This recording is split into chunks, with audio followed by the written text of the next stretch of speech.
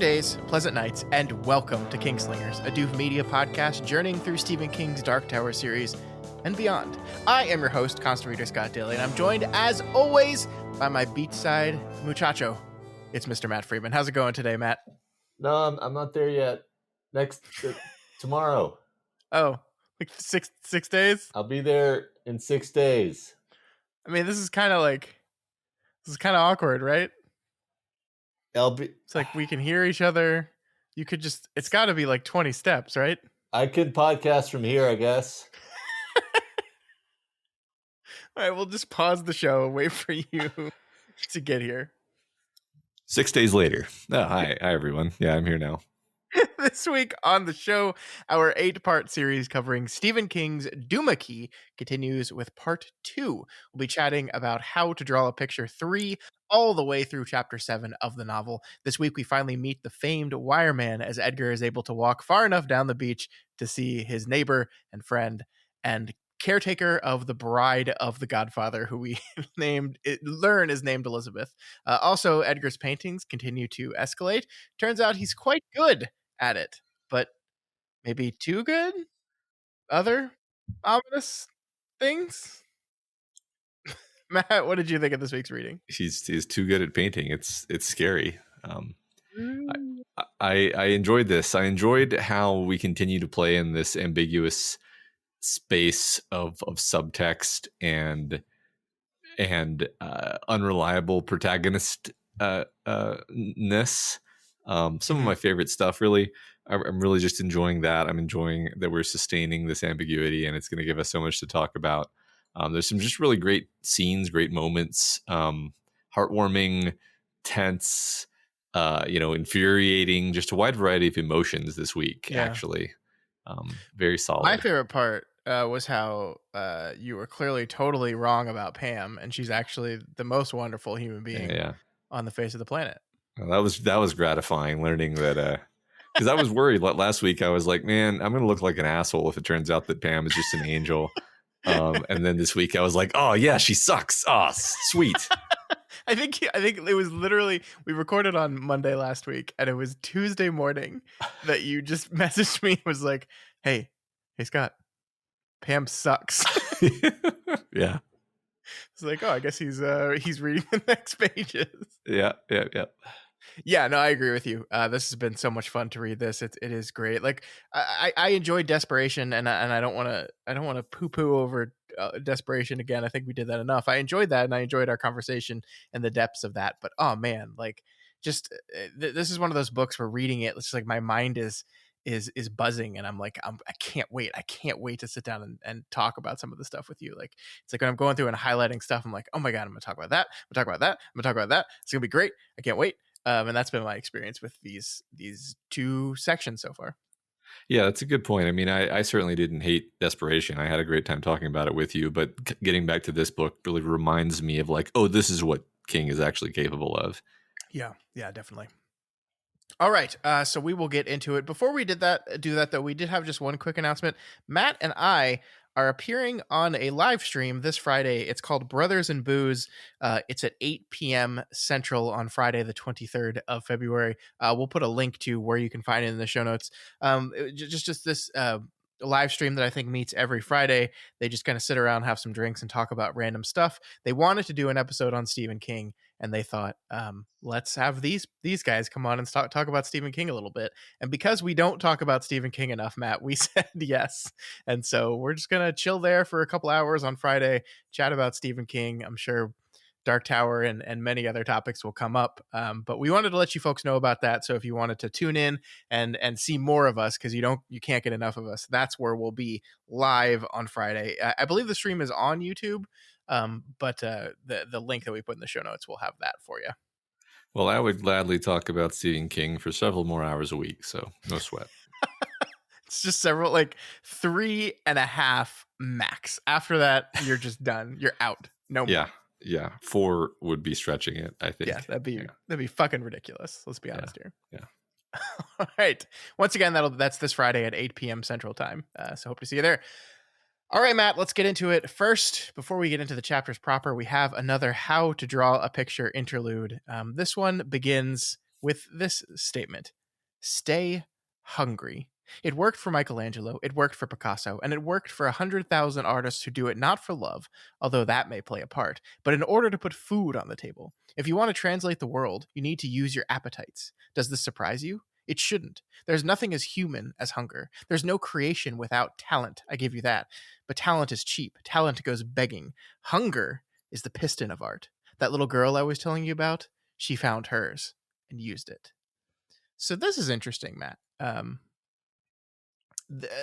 We have a lot of almost conflicting ideologies in play here. You know, like there's a chapter in this week's reading called "Art for Art's Sake," and this idea of we really like the best art and the best artists are doing it just the power of creation, the need, the necessity. And then here at How to Draw a Picture, it's like, no, you got to do it because you need money. That's the best motivator is you need money. Yeah, I agree with you about there being conflicting ideas here. I don't know if contradictions is quite the right word, but there's definitely ambiguity about the nature, the role of art. You know, I think naively, when you go into a book like this, you think to yourself, oh, it's a story about the healing power of art, you know, as written by a guy for whom this was particularly relevant as he was recovering from his accident. But at least half of what we're getting is more about like this sort of inherent darkness of the artistic process in various ways, sort of aspects of it that are not so pleasant, actually. Yeah, there's a line here at the very end of this How to Draw a Picture that's her gift was hungry.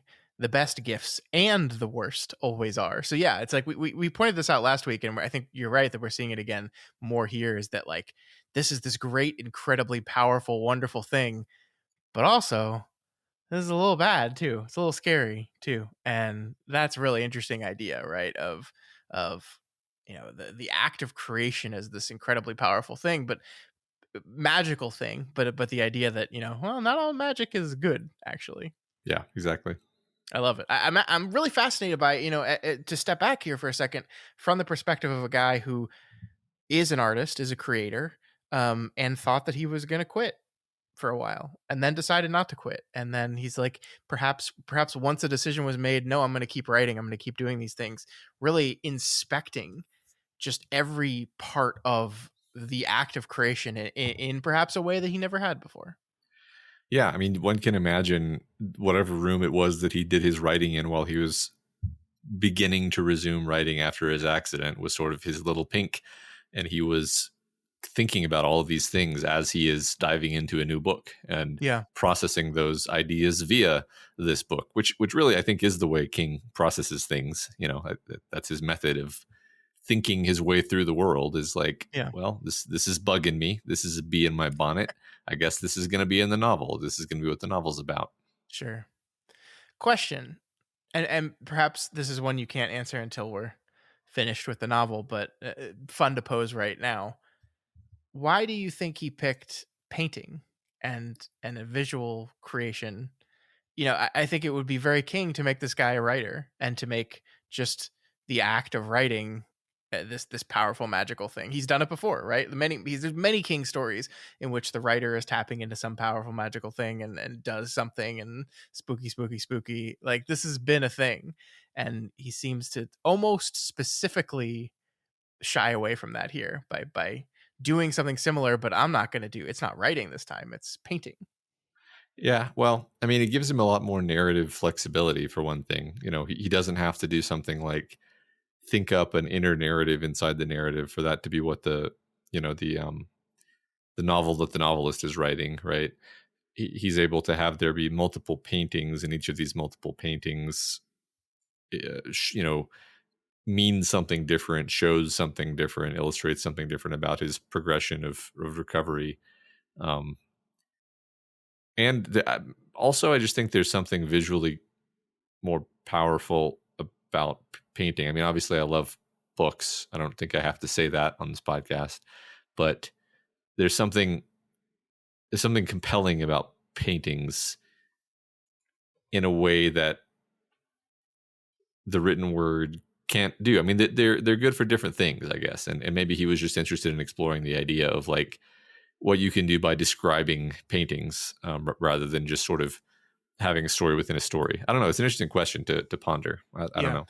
No, I agree with you. I agree with all that. It does seem to me like it is King kind of specifically challenging himself in a way where, like, I don't know, how much does he know about the act of painting a picture, right? Like I don't think he does that. I think he's interested in it. He's obviously interested in art and he appreciates art, but like specifically challenging yourself in that regard. And then I do think it is almost more challenging in the type of medium it is to I don't know, actually that's interesting. It is in my mind both simultaneously more challenging to talk about art and painting in a book versus a visual story, and easier.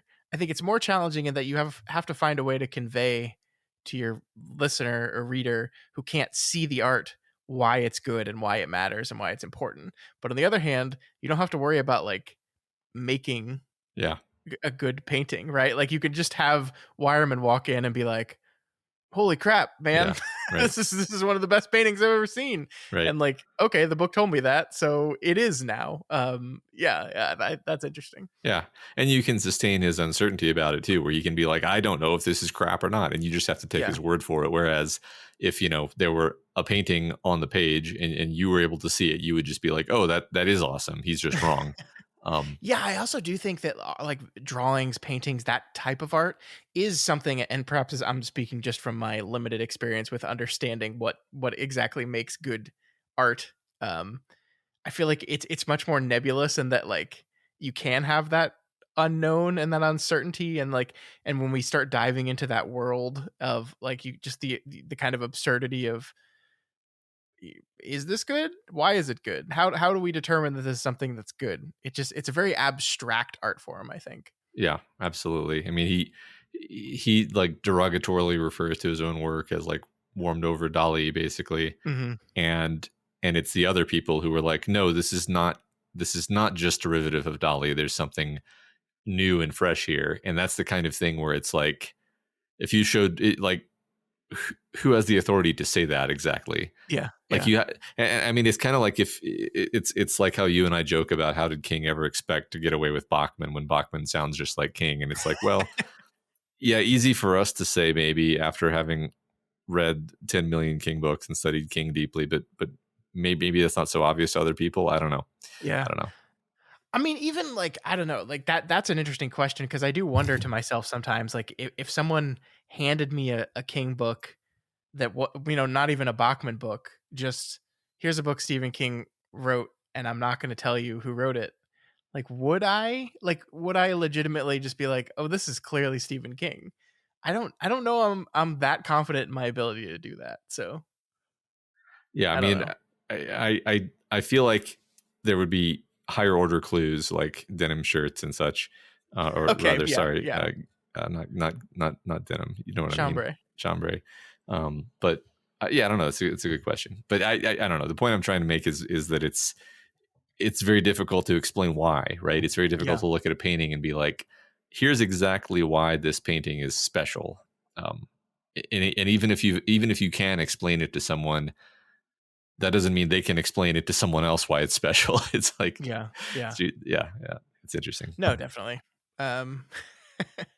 This is good. Like, I feel like this conversation about art and the nebulous, fascinating but abstract idea of appreciating it will continue throughout this book for sure. Yeah.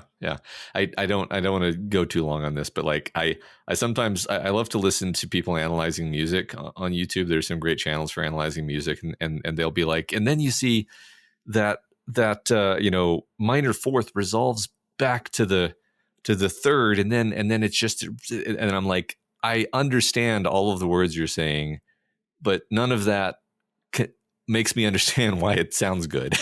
Yeah. And that's how I often feel when people are explaining art.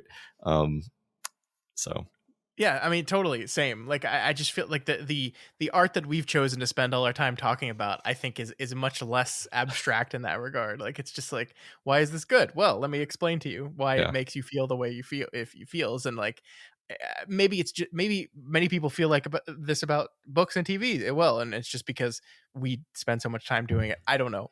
Like, but Yeah. I'm with you on that. Like music, I love music. I love listening to people talk about music. Incomprehensible to me why it's good. Just like because I like it. I don't know. Yeah, right. And sometimes the answer is like, human brains just like this particular combination of things, and there's no reason deeper than that. And you're like, oh, Yeah, okay, yeah, well, yeah. good, I guess. So Matt, the actual story of this little interlude here it continues the story we've seen throughout them all about this little girl with the brain injury as she continues to use art to improve her communication ability, improve her cognitive ability. In this chapter, she finds her name, Elizabeth, who we will of course recognize as the old woman living at the end of the key with Alzheimer's that Wireman is taking care of. So we learn like how this is connecting to our story this week, right? Like this is a interlude about this old woman when she was a little girl. We don't really know what to do with it yet, but it does seem like the trend has been set up here that we're slowly gonna walk through Elizabeth's story as a child throughout the course of the book. Any thoughts on that? Yeah, I mean, to a first approximation, this is a story that parallels Edgar's story. We have a girl who's injured in body and mind, and she's using art to heal, visual arts specifically. But that healing process somehow brings back something dark with it. And this is all related to Duma Key. And I imagine the specifics will come out as we go. But seems like there are many ways in which it's a clear parallel. Yeah, and we haven't seen that darkness with Edgar and his work yet, right? But because you're absolutely right, because we're so closely paralleling these two things together, the implication there is like, oh, this could go bad for our guy at any moment now. Yeah, I mean, it's certainly creepy that he has a phantom limb that is weirdly magical, but that's not dark yet. Yeah, I agree. Yeah. All right, so we move on from here to chapter 4, titled "Friends with Benefits." It is our first chapter of the week, and we begin in a whole new year as Edgar, on January 1st, continues his daily walks down the beach. Interestingly enough, Matt, he has stopped counting steps and stopped playing the numbers game at this point. That this constant self-evaluation and self-encouragement is no longer necessary for him. He just kind of walks, and he doesn't really think about it anymore. And I want to kind of pause and talk about Edgar's recovery a bit here, because like the dichotomy of Elizabeth in the how to draw a picture sections, like where we have this powerful act of creation that is giving her this window back to herself, but also has this darkness attached to it. I wonder if in your mind Edgar's recovery is something the book kind of makes you feel two ways about. Like, is this natural good recovery, or is this supernaturally motivated? Like, why is he recovering so quickly? Why is he getting through this so quickly? Oh, because of the power of this place. And is that a good thing? I don't know. I feel like you're kind of two minds of it. I was just wondering what you thought about that. I mean, at least two minds. I mean, definitely there's a creepiness to the whole idea of like the anger doll, and the understanding that there's definitely some like price that people pay for their time at Duma Key. There's also, aside from I think what you talked about, there's this undercurrent to everything that I have a hard time articulating, although I feel it in the text very often, which is that the idea of healing or recovering from this kind of injury is sort of impossible or futile, from the perspective of Edgar, at least. Because it's like, to him, it's like the Edgar that got crushed by a crane is dead. The arm isn't coming back. He's not going to be the same person ever again. And there's this kind of resentment around the idea that other people just expect him to kind of just be Edgar again. And he's, so it's not even, it's almost like he's not recovering, because recovering implies like reattaining some prior state. Healing implies growing back to the previous state, and Edgar is almost like finding out like what he's going to be now, because as far as he's concerned, that guy is dead. And there's that's not an altogether negative idea, but it's also got this tinge around the edge of like like I said, the futility of a lot of the efforts that he's putting in, because it's like, well, he's not going to get his arm back, you know. Yeah, no, I like that. I mean, I think that's absolutely true that the book has kind of drawn these clear lines of past life and future life, right? Like we see this with Edgar, we see it with Wireman, although we don't really have a full picture of what that past life looked like for him yet, but there is this clear demarcation point. It's something happens that fundamentally changes you, and Edgar not only lost a limb, he lost a wife, he lost a career. Like, there's no indication that he's going to go back to his construction business, right? It just, like, that doesn't even seem on the forefront of his mind, even at the of the end of this year. Away, like, is he just going to go back to running that business? It doesn't seem like it. And yeah, it really is this clear demarcation point that the best you can do is is discover the new version of yourself, not try to get the old one back. Right. I wonder how that relates to King and his injury, because obviously it was nothing so dramatic as his whole life being upturned. Like, he's still happily married, still doing the job he was doing beforehand, but this might just be the literalizing of a metaphorical concept here, that, like, he does earnestly feel like that part of his life stopped and a new life began, and he had to figure out who he was in that new life. Yeah, I think that can be. I think kind of both of those things can be true. That, like, his traumatic, damage wasn't as severe as the character in this book, but from sort of the subjective point of view, it's like this is a second lease on life. I mean, he does write a lot about how he almost died. So regardless of whether his medical recovery was a full recovery, I think the event left him psychologically transformed. And that's a lot of what we're doing with Edgar here too, is like, this isn't, I mean, it's about the arm, but it's not all about the arm. It's about the psychological transformation. I mean, which we see very vividly when he has these conversations with Pam that really just hint very strongly, like, there's some massive psychological transformation that's happened with this character that we don't understand, because we don't really understand who he was before. Yeah. I agree. I love that. Let's keep that in mind as we continue to work through this. Yep. So Edgar continues to walk the beach, getting closer and closer to that shape in the distance that we know, of course, as our friend Wireman. I love the detail. We made fun of this in our intro, Matt, but, like, they have these chats with each other from a distance of several of a far distance, but for several days before actually becoming face to face, because it's like, it's kind of the thing where, like, I don't know, if you're close enough to be able to carry on a conversation, even like a shouting conversation with someone, you're, like, pretty close to him, right? Like, at some point, Wireman yells to him, is like, how much longer till we're sitting face to face? And he's like, I don't know, like 4 days. It's like, you're so close. What are you talking about? Yeah. But I think that is saying something about Edgar and what he's doing here, right? Yeah, exactly. I mean, I think it's a legitimately interesting aspect of Edgar's character that his response when Wireman calls out to him is not, all right, yeah, I'll be right there, and he just kind of pushes himself and heads over. No, he's like, nope, not gonna push myself. I'm on a schedule. I'll get there when I get there. You can wait. And it's not like there's animosity there, but there's also, he's not going to let social pressure affect him and his pace in his program that he's put himself on. Yeah, especially because one thing that Wireman offers him is like, yeah, just, like, push yourself, make it the rest of the way here, and I'll take you back on the golf cart. And, like, that's a thing that Edgar's not going to do. Is like, he could do that, but that's like a shortcut. He doesn't want to do that. He wants to, when he walks there, he wants to be able to walk all the way back. That's his goal. Exactly. Yep. I did love this line here as well. You know best, muchacho. He sketched a little salute. Meantime, do the day and let the day do you. I remember all sorts of things Wireman said, but I believe that's the one I associated with him the most strongly. Maybe because I heard him say it before I knew his name or had even shaken his hand. Do the day and let the day do you. What does that mean to you, Matt? What is doing the day and letting the day do you to you?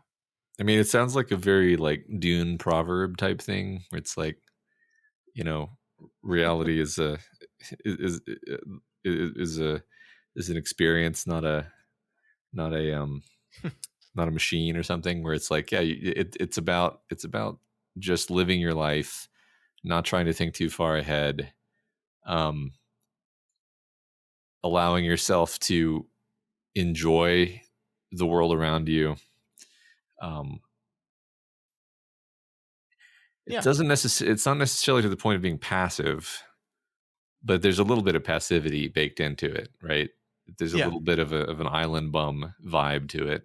Yeah, I like that. I mean, yeah, like it's a mixture of both, right? It's like I don't want to spend too much time on this because it's just a silly little saying, but like, let things come as they may, but also, do the day, like, Yeah, but set your standards, but also let the reality of the day wash over you. So yeah, I yeah, like it. yeah. That's why I said it's a Dune proverb, because it actually contains within it a contradiction, right? Because it does have, like you said, it's not passive, because it's saying be active, but it's also saying be receptive. Mhm. So there's a fun dichotomy to it. I like that. Yeah, I feel like dichotomies are like a definitely a trend in this story so far. Like this, Hmm. there's a lot of ideas of two seemingly contradictory things Yeah, existing at the same time so far. yeah. So like maybe not actually contradictory, but seemingly contradictory, like you Yeah, said. Yeah, yeah. yeah. So Edgar continues to paint and walk, and as he does this, he also takes some time to do some research into the phantom limb phenomenon. Matt, so he King in this section brings up a lot of stories of people who have lost limbs and have gained something else, is the way the text puts it. Some of them are broad, but there was one that was specific, which is a person named uh, Kiarni Jaffords. So this is a name, and so I did the thing that I always do when we get specific names, where I'm like, I have a feeling like most of this stuff is made up, but like I'm just gonna type this name into Google and just see if maybe this was a real person who made some outrageous claim about something. A weird thing happened when I did this, Matt, Okay. that I still don't quite understand, and I need your help with actually. So you type this name into Google right now, and the first three entries on the list are a National Institute of Health study on phantom limbs in people with congenital limb deficiencies, also the Wikipedia entry for phantom limb, and then another study of phantom limb syndrome, a review. Um, the name Kiarni Jaffords is not on any of these. Uh-huh. I opened them all up. I did a control F and searched. When that turned out nothing, I scrolled through slowly to see where it was. It's not there. Uh-huh. I don't know why these come up when you type this name into Google. I don't know. Was this person real? I think the Wikipedia article is a sort of phantom limb, where it's lost all formal connection to Kearney Jaffords. I mean, the closest thing I have to a theory is that maybe at some point somebody put Kearney Jaffords in the Wikipedia article and somebody deleted it because they were like, "The hell does this have to do with anything? Get out of here." Yeah. I don't. Yeah, I don't know. I don't know. Fascinating, absolutely fascinating, and especially since like Jaffords is a king name, right? Like the Jaffords was one of the families that lived in Calabrian Sturgis and in Wolves of the Cala. So like it definitely is, could just be like a completely, I don't know if this person's real or not, is like at the end of my extensive research I could not find anything, and that's wild to me. I mean, it's funny to me because Jaffords seems like it's like a name that you've heard. Like it seems like a normal name. But Mm-hmm. like if you search Jaffords, I guess Jaffords is a real name. Never mind. I was gonna say Jaffords is not a real name. That no, it's like no, it is. Somewhere out there, a Jaffords is listening Yeah, all on the way to work and is like, called "Hey, yeah. fuck you, buddy." The Jaffords family in the car Uh-huh. listening together. It's like Yeah, what? No, there's Jaffordses out there, but yeah. no, it's interesting. I mean, there's something interesting about the idea of it being the Caliber and Sturgis family name, where it's like, I don't know. One can imagine something of like phantom limbs being related to connections to Midworld, where Sure. you've Yeah. got twinners and you've got reaching between dimensions and stuff. That's something I can imagine happening. Hmm. Yeah, but the point is, regardless, I think this is all made up. I'm pretty sure. Um, some of these stories are like, probably what King did is he had this fun idea. He had heard about phantom limbs and was like, "Oh, that's cool. I bet I could do something supernatural with that." And then he did some cursory research, or some one of his researchers did some cursory research on some stories that have existed about this. But the whole point of this thing that he decides to do his own experiment to kind of confirm what's going on here.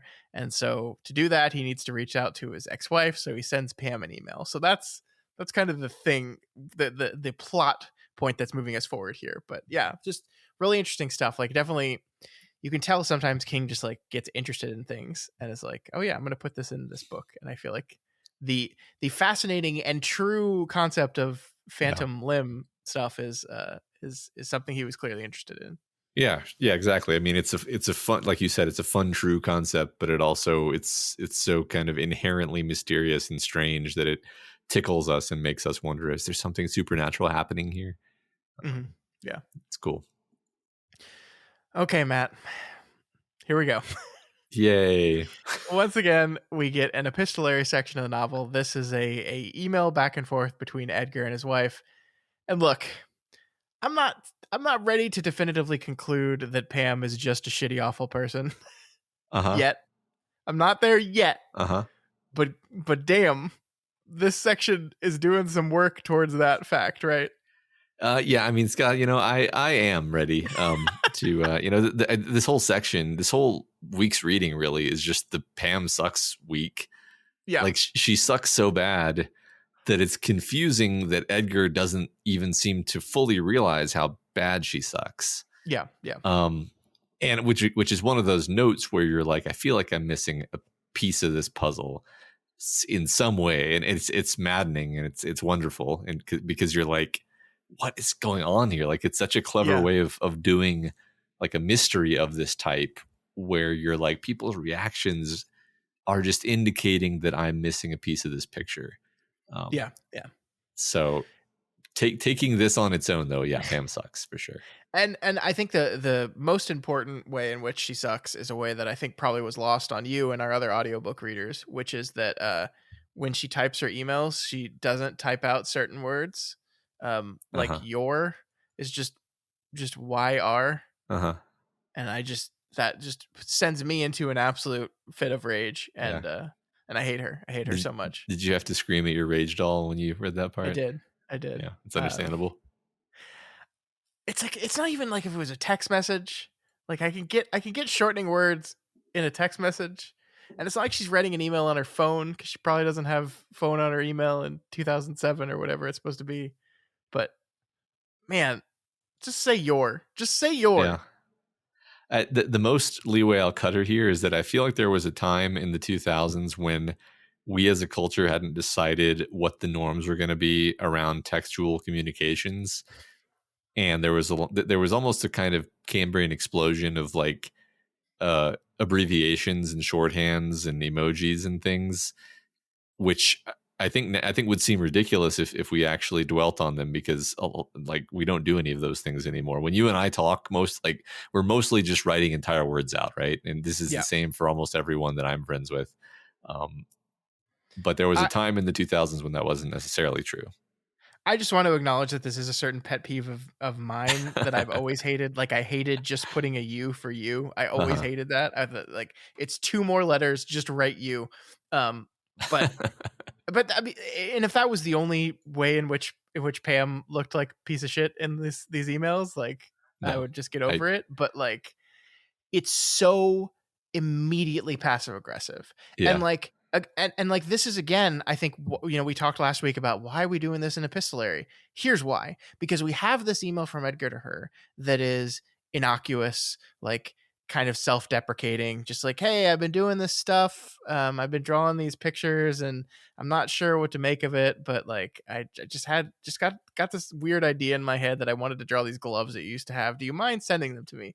Like, it's just innocent, fine. And then her immediate response is just to be so fucking passive aggressive the Uh-huh. whole time. Like her response to those, they certainly are different. Hope this hobby will last longer than your car restoration thing. It's like, what the fuck? Yeah. Yeah. um It's and horrible. importantly, I think Pam, has some reasons to be aggressive towards Edgar, right? Like, let's not completely minimize the fact that he did scare the shit out of her. He did choke her. I don't want to minimize that stuff. That can fuck you up mentally if the man that you've pledged your life to suddenly becomes a person that you need to be physically afraid of. Like that fucks with you. But that's not what this feels like. This feels like an angry, bitter ex-wife who has been miserable in marriage for years and is finally getting to say what she always wanted to say. Yeah. Yeah. And there's no explanation for that, right? Right. No, I mean, you hit the nail on the head that everything about the way that she speaks to him is as if they divorced after just years of just screaming match fights Yeah. and hating each other, when the image that we've been given in the book up to this point was my loving wife Pam weirdly and shockingly left me after I had a horrible accident. Yeah. And that's the, thanks for saying it so straight out, because it's like, yeah, that's the weird contradiction in all of this is you're just like, one of the people in this situation is delusional. It's probably the guy with brain damage, to be honest. But that doesn't necessarily mean Pam is absolved of anything. Yeah. So yeah, I mean, and just like objectively, like I think one thing that again, the epistolary sections do for us is allow us to be rooted in some fact. And like, yes, Edgar is the narrator. He's still relaying these emails to us and could be manipulating and blah, blah, blah, blah, blah. But like, I don't know. The way the text is written in the book, this is an excerpt of an email. Like, this is not him transposing for us. This is a copy paste of the email. And so we can trust when we're like, when she does things like, hey, you said some words wrong in the email you sent to me, so I forwarded this email on to your shrink without your consent and like told him that he needs to follow up with you on this. Like, that feels like a weirdly like crossing a line thing. Like, I feel like the normal reaction would be like, hey, are you okay? Like, you're writing like you were talking and it makes me a little worried about you. yeah. Instead it's just like forward onto the shrink with the artwork that he sent that he didn't say you're allowed to share this with other people. He didn't say that. She just does it. Yeah, right. I mean, she seems to just have no real respect or like actual human concern for him. Yeah. This is just a way to screw with him, basically. Mm-hmm. Yeah. And then she I am like, I think part of this, Matt, is I am just like really like immediately kind of, lack of a better phrase, triggered by like clear moments of passive aggressive bullshit. And like the PS on the end of this email, like just, it drives me crazy. P.S. My father is a little better. Came through the operation well. The doctors say they might have got all of it, but I bet they always say that. He seems to be handling the chemo well, and is at home, walking already. Thanks for your concern. And I'm just, oh man, that just like, that's like, it is absolutely true. And Edgar says this as well. He probably should have just been like, hey, how's your dad doing? Yeah. Like he probably should have asked that 100%. Yeah. But like, this is just the worst way of dealing with that imaginable. Yeah. It like drives me fucking crazy. I hate it so much.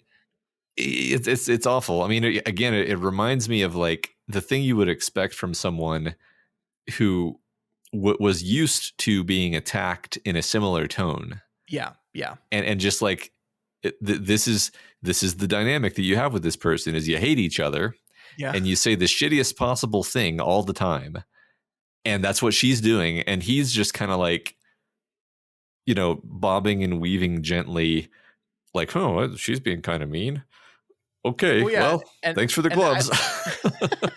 I love what he says about the PS is like this, like he basically says this is like vintage Pam. Is like, just like, this is like exactly what she would do and exactly how she would turn the knife. And it's like, God, So your relationship sucked, huh? Like, Yeah. that's awful. That's awful. Right. Ugh. Yeah. This is. I was considering like two possibilities. Like possibility one is like he used to be horrible to her. They were just always horrible to each other. They Yeah. should have gotten divorced years ago. But either he's forgotten this or he's kind of metabolized it somehow in his current view of himself, or he's like, I'm just not that guy anymore, or something like that. Mhm. Or also possibly like, he was just horribly abused by her for their whole marriage, and he and like the thing that changed in him was that he stopped tolerating it. Maybe this seems less likely, but maybe more surprising and interesting as a possibility, which is why I bother mentioning it here. I don't know. I mean, there's other possibilities. There's other more supernatural possibilities that I guess I don't want to get into because that kind of opens up to like an infinite possibility space of weird supernatural shit that could be going on. But those are the two sort of tranches that I was considering. Mm-hmm.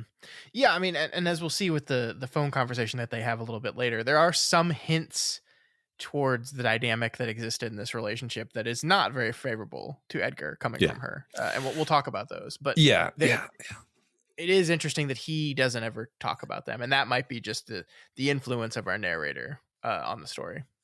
Exactly. All right, so Edgar gets the gloves in the mail and proceeds to do his little experiment.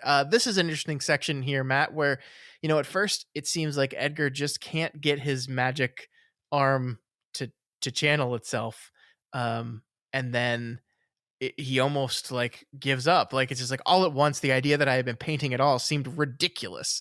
The idea that I didn't know how seemed a hell of a lot more plausible. If I dipped this brush in black and then put it on that forbidding white space, surely the best I'd be able to do would be a series of marching stick figures. And then here we switch to italics, and it says 10 little Indians went out to dine. One drowned her baby self. Then there were 9. 9 little Indians stayed up very late. And like that creeps him out. Like it's specifically said, oh, that was spooky. So that seems to come from an external source, right? Yeah. That is perhaps our first hint at the darkness we saw in the how to draw a picture sections creeping in on him a little bit here. Something outside of himself coming into his mind, which, I mean, for me personally, I'd be more creeped out about the like blacking out and then having paintings appear. But yeah, sure, a creepy poem is creepy as well. Yeah. Yes. So he decides this is all ridiculous and he's just going to go get really drunk instead. But when he does stand up, he trips and catches himself on his phantom limb, which then he proceeds to bite and feel the bite. This is an escalation. By the way, we had a conversation last week where you asked, did he specifically do anything with his right limb when they were driving back from their excursion in the car? And I went back and reread it, and no, not specifically. I mean, there's plenty of moments where, like, I think as he was walking along the car, like he felt tree branches scrape up against his arm that wasn't there, which might be what you were thinking of. But no, he doesn't specifically grab anything with his arm, or at least not to the point where the book calls it out specifically. Like we see him lift his right leg into the car, but it doesn't say he does that with his right arm. We see him change gears on the stick, but it doesn't specifically say he did that with his right arm. Now that would be a much more tall order to do from your left, right? That's harder to do, but it doesn't specifically say that. Okay. Yeah, I don't know what. Maybe it was just the scratching his arm. I think maybe I I thought it would be such a good thing to do that I just pretended that it happened in my brain, because I was like, what better situation to create than man with no right arm has to drive a stick shift, and then mysteriously manages to change gears despite the fact that his hand is on the steering wheel. But that doesn't actually happen, like you said. Yeah. And it could, it could just be that the book is intentionally playing coy with that you're like, I didn't say it was his left arm that did that. You just assumed. Yeah. Right. I don't know. Right. Yeah. The point from all this though is that he finally gets the mojo and starts to paint. He draws a sultry noir novel cover photo of his wife with a new tattoo on her breast, a rose. And not one, but 2 men, Matt, Max, the widowed bachelor in Arizona that we had already heard of, but also Tom, Edgar's longtime good friend and lawyer. apparently Pam has been sleeping with both of them, which Good old is Tom. neat. It's neat. Uh-huh. Yeah, cool. Edgar's like, of course, super enraged by this, but like, I think I love him in that he's like also at the same time he says to him, I really need to let this go. Like, I just she's not my wife anymore. Like, it doesn't matter what she does. But I don't know. Like, you've probably we've all been in relationships with people that have ended, and then you find out they're in a new relationship, and that is, despite everything, one of the worst feelings in the world. So like, I definitely felt him in these moments. Yeah. Yeah.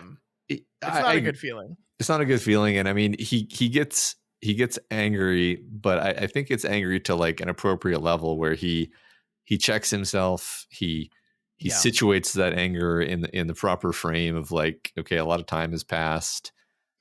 It's not like he's not upset about it, but he does manages to push it to get himself into the headspace of like, this doesn't really matter.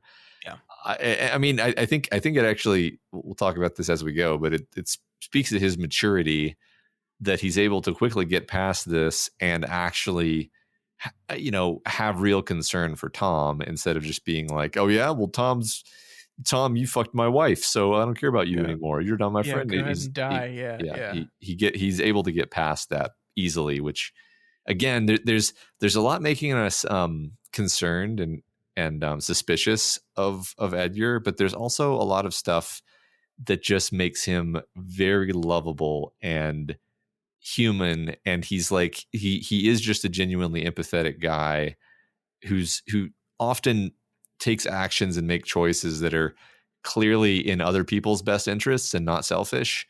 Mm-hmm. So even if there is this darkness, there even if there are secrets to this character, there is still this goodness to him that we see over and over. I agree. And I mean, yes, of course, we can play the unreliable narrator card, right? Where he's the one constructing the story. Perhaps he's constructing in a way that makes him look the best and everyone else look not as good. But like, you can just drive yourself crazy by playing that game, right? Yeah, if that is the case, we will find out about it eventually. But like, at the moment, we really have no reason to disbelieve his specific actions in the present of the story. Now, whatever happened in the past, that's still up in the air. But yeah, like when he does something, when he cares about someone, it seems like we're supposed to just take that at face value. Yeah, right. Yeah. By the way, he lets this go by snapping his fingers on his right hand, which don't exist anymore, and he hears a clicking sound. Magic. So that's magic. Yeah, it's a good trick. He should go to Vegas. So we move from here to chapter 5, titled Wireman. We finally get to meet Wireman Matt. Finally get to meet this guy. And the opening paragraph includes this, which I thought was worth pulling out here. Wireman was many things to me, not least of all my fate, but most of all, he was a friend. What does that mean? Nothing good. I think it means Wireman's going to kill Edgar. I think that's what it means. Oh, Jesus. Okay, guess we'll find out. I'm using fate in the Tolkien sense. Sure. Yeah. The Wireman meeting is pretty fascinating, though, Matt. Just like as a exercise of writing, right? Like, I think like you read a book and you're kind of primed to know like, oh, this is a book, and therefore there's going to be characters, and therefore anytime you meet a new person, you're going to be like, oh, I need to pay attention to this person because here's a new character. But it's like quadrupled in this part because from literally page 1, the book has been primed us with this Wireman guy. Like, he's emphasized him so much. And so we're like paying extra special attention to him, especially with a line like that we just read, like, not least of all my fate. We've been like, you're almost asking the book as you turn the pages, who the fuck is this guy that he's had such an influence on our character's life? Yeah. I mean, Wireman almost seems like our Byronic protagonist that we're or not protagonists, but like if we're going to reference Crimson Peak again, that's the name of the book, right? Then it's like it's a movie, but sure, movie, right.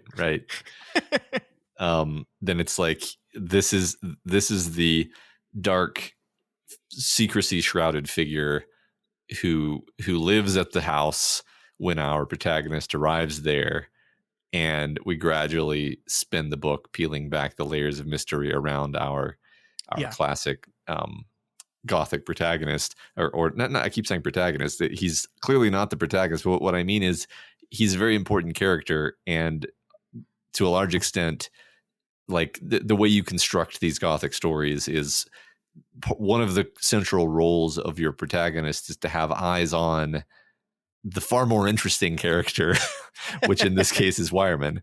But you can't see in Wireman's head because that would just blow the secrets too early. No, I totally agree. I think you're spot on there. That is exactly what he serves at, the Tom Hiddleston of Crimson Peak. If we continue to use yes, I would have said that if I could remember. Tom Hiddleston, yes. Yeah.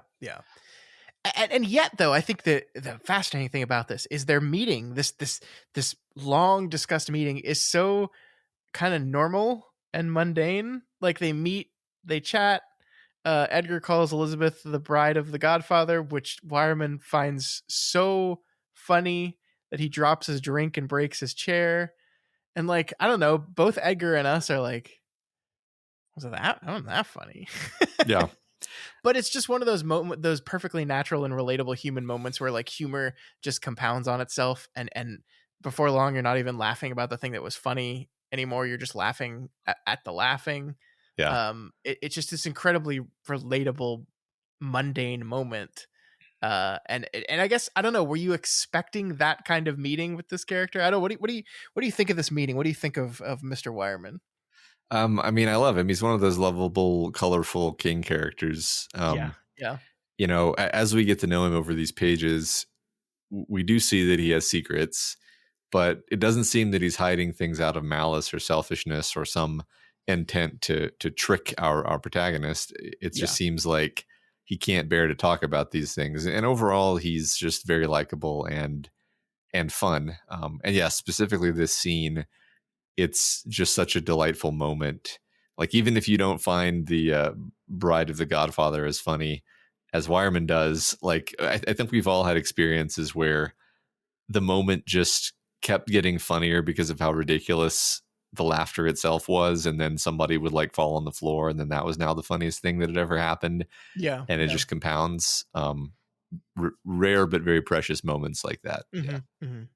I loved it, and I agree with you. I love Wireman. He's like, I think one of the things that we most got when we told people we were doing this book and we were getting all the excited tweets and emails and messages and everything was how much people loved Wireman. Like, he is just kind of in many ways the face of this novel. He's, as you said, like he's the central figure to a lot of this mystery. He's the most kind of bombastic and outlandish and interesting, and people love idioms, and and he's got a bunch of them. Yeah, absolutely.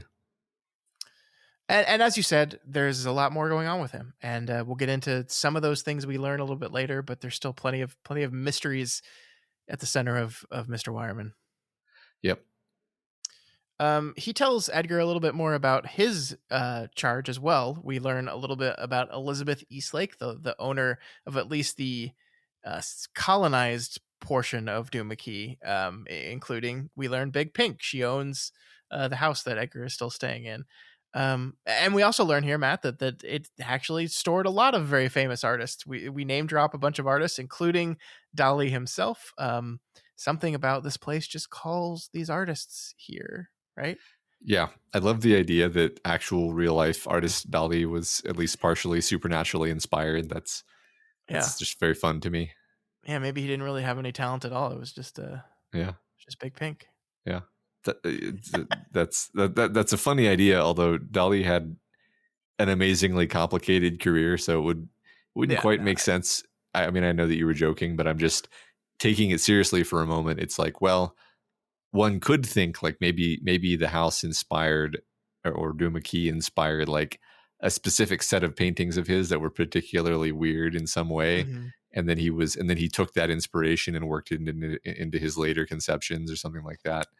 Yeah, I think I was saving this for a bit later, but I think it's worth kind of bringing up now. Is like, one thing we're not entirely clear of yet, and I just wanted to get your opinion on it, and perhaps even ask you if you've been thinking about this, is like when it comes to this great talent that Edgar seems to have here, like, is this truly something that's coming from him, or is this just the magic of the place, right? Like, is this a place that draws great artists to it, or that creates great artists with supernatural powers? Like, I guess, is Edgar good at painting?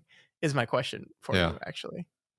I don't know. I honestly, I like, okay, funnily enough, I don't know. I like the idea that Edgar is just like this natural talent at visual arts. Mm-hmm. And maybe if he hadn't gone to Duma Key, he never would have like re-engaged with that part of himself. Sure. And maybe it's given him a little bit of extra juice, a little bit of extra kind of weird creative sauce driving his fascination with it. But I mean, I think the only real textual evidence I have for any of this is that he says before his career as, you know, construction magnate, he was really, really into drawing, and like he was good at it. He was already good at it. Maybe he wasn't so talented that somebody in charge of a art exhibition would be shocked and would say, we have to do an exhibition of your work. But maybe he had the natural talent to get there if he pushed himself. So that's kind of how I view it. Maybe the text will reveal to us that the answer is one or the other, but that's kind of how I'm seeing it right now. Yeah, I just definitely wanted to get your thought on that, and just to see if it changes over time. Sure. Yeah. I'm not saying anything specific about that. I'm just curious, because I do remember this being something that popped into my head the first time I was reading this book. This idea of like, what are we supposed to believe in that right. regard? Yeah, I think that's I agree. That's a question the book is asking. Mm-hmm. So we also learned that the overgrown stomach ache inducing section of Duma Key is owned by nobody. It's basically been an illegal battle between the Eastlake family since Elizabeth's father's death. And we learn, interestingly, that almost like designed so, that he made very clear that Elizabeth owns all of this land, but all of that land he almost intentionally made nebulous to where the family would fight over it. And as such, it's not been developed. Nothing's there. So again, those just feel like things like we're just throwing some information out there that will become relevant later. Like, why is this area? Like, what is there? Like that becomes a question. Like, you don't want people to develop on this land. Yeah. What is there? Right. I mean, I suspect that a large fraction of the U.S. is similarly owned by nobody, because this is what happens when a family passes down land for more than like 2 generations. Yeah. Oh my gosh. Yeah. But yes, other than that, this patriarch definitely seems to want to make it impossible for any development, meaning, you know, whatever darkness is on this island is probably located in that specific part of the island, and maybe it leaks out to the rest of the island, but it's not as severe or something like that. Which is a fair assumption when the one time our characters have gotten close to it, they were immediately physically affected by it. Right. Yeah. So at the end of the conversation, Wireman asks Edgar why he doesn't wear a prosthetic limb, and Edgar tries to explain, and I thought this was worth talking about. He says here, I got the hard sell on it from just about everyone, especially my physical therapist and this psychologist friend of mine. They said the quicker I learned to use it, the quicker I'd be able to get on with my life. Just put the whole thing behind you and go on dancing. Yes, only sometimes putting a thing behind you isn't so easy to do. No. Sometimes it's not even right, Wireman said. That isn't it exactly, but it's... I trailed off and seesawed my hand in the air. Close enough for rock and roll? So that's not really an answer. But I was curious what your take on this was. Yeah, I mean, I think like I tried to say before, maybe it's not that it's not right, but that it's impossible, or you know, and it feels like indulgently pretending that it's possible for other people's sake, which is exhausting to have to do. Like a prosthetic, he knows a prosthetic is not going to get him back to square one. He knows, I mean, I don't really know, but I wonder if there's not some sense of like the prosthetic is for other people to feel comfortable around you, because you're, you know, approximating being fixed. Sure. Whereas Yeah. you very well know that this is not an arm. This is Mhm. this is a far less useful tool that is Yeah. probably often an encumbrance. Actually, I don't know what I'm talking about here, but I can imagine and I can put myself in the situation. Um, so that's my interpretation of what Edgar means here. Yeah. Yeah. And I mean, I think prosthetic technology is getting better every year, right? But it, especially probably 20 years ago, was not that great. Like Right. it's functioning, but not wonderful. Yeah. I mean, I agree with that. I mean, I think I did like the fact that Edgar said, "Oh, I kind of bungled my answer to Wireman about like why I didn't get this thing." So it feels like something maybe we'll revisit at a later date, or maybe not. Just Yeah. we hadn't really talked about the idea of prostheses with this whole thing with him yet. So just thought we'd point it out when the book does finally bring it up. Sure. I also just like, if you look at how Wireman does this conversation, it becomes actually really interesting, right? Because he's driving it. Like he's saying everything. Hmm. Like just put the whole thing behind you and go on dancing. Only sometimes putting a thing behind you isn't so easy to do. Sometimes it's not even right. But he's like, he's, I don't know. It's like, Yeah. it's really interesting that like, I think this is defining the type of person he is. Like maybe this is why he has so many sayings, because like he's always driving the conversations. And Yeah. it's not that he's pushing Edgar here, but he's like recognizing that Edgar isn't able to articulate what he's saying. And I think this comes more complicated when you realize that he can read his mind a little bit too. So he's probably picking up on a little of that. Yeah, for sure. I mean, I think also Wireman's just talking about himself, and he can't talk about himself quite as obliquely, because I think it's Yep. too pain, or rather as directly, because it's too painful for him. Yep. So he does it obliquely in these ways. Yeah. Mm-hmm. Mm-hmm. So Edgar walks home, takes a nap, and wakes to Jack telling him he's got an appointment to show his art to someone at the Scoto Gallery this coming Friday. I love Matt Edgar's nervousness here. Like he draws this as like, I've been in rooms pitching on $10 million projects, but this matters in some way that none of that mattered. Like just the idea that if this guy tells him that this hobby he only started to do recently, if he's no good at it, would be just absolutely soul crushing to him. I love that. Like there's just something more personal about art sometimes, that it's like I need someone to tell me that I'm good at this, that I still got this, or that I got a Freudian slip there. I think King, I still got this. Edgar, I got this at all. Right. Well, in Edgar's case, this is sort of his identity of his second life. Is like his second life is he's a painter, and if he finds out that he's a shitty painter, then that's going to be incredibly demoralizing, since it's not quite all he has, but it's close to all he has. Yeah. So nervous, Edgar heads up to Little Pink to check out his art and start to make some decisions about which ones he wants to bring. But he finds up there, Matt, Tom, or the ghost of Tom, a vision of Tom. It's dead Tom. It's dead Tom. He's up there, and Edgar reasons that he's up there because he's going to commit suicide. This was his power, this place, something giving him another vision, and it's going to be suicide. So what this is? It's so gothic, right? There's a ghost here now. But what was your reaction to this? Well, I guess one thing that struck me was, this is not a painting of dead Tom. He didn't go into a fugue and then there's a painting of dead Tom. It's just a classic shining induced vision of the future, which is not really, I think, something we've seen. No. Like before, there was like, tennis balls in the surf, and he was like, I think this means heartbreak, and it's like it's so vague and unspecific and doesn't give you any. It doesn't really give you any like actions to take. Whereas this is just like, your friend's gonna kill himself. Yeah. And he's like, oh, okay, I know what to do about this, and then he takes action. Right? I mean, honestly, it's one of the rare cases in a King novel where somebody gets like a clear and unambiguous psychic message and then takes action on it in a straightforward way. It's just like, oh, okay, yeah, I'll resolve the problem.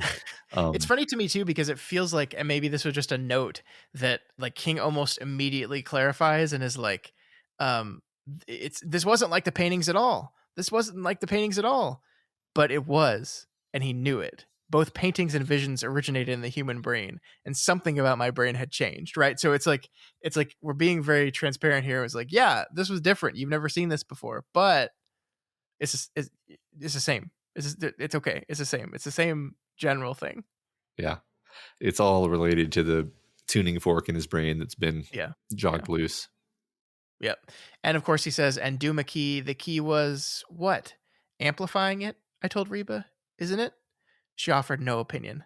There's something here, and it's acting on me. Is it possible it even called me?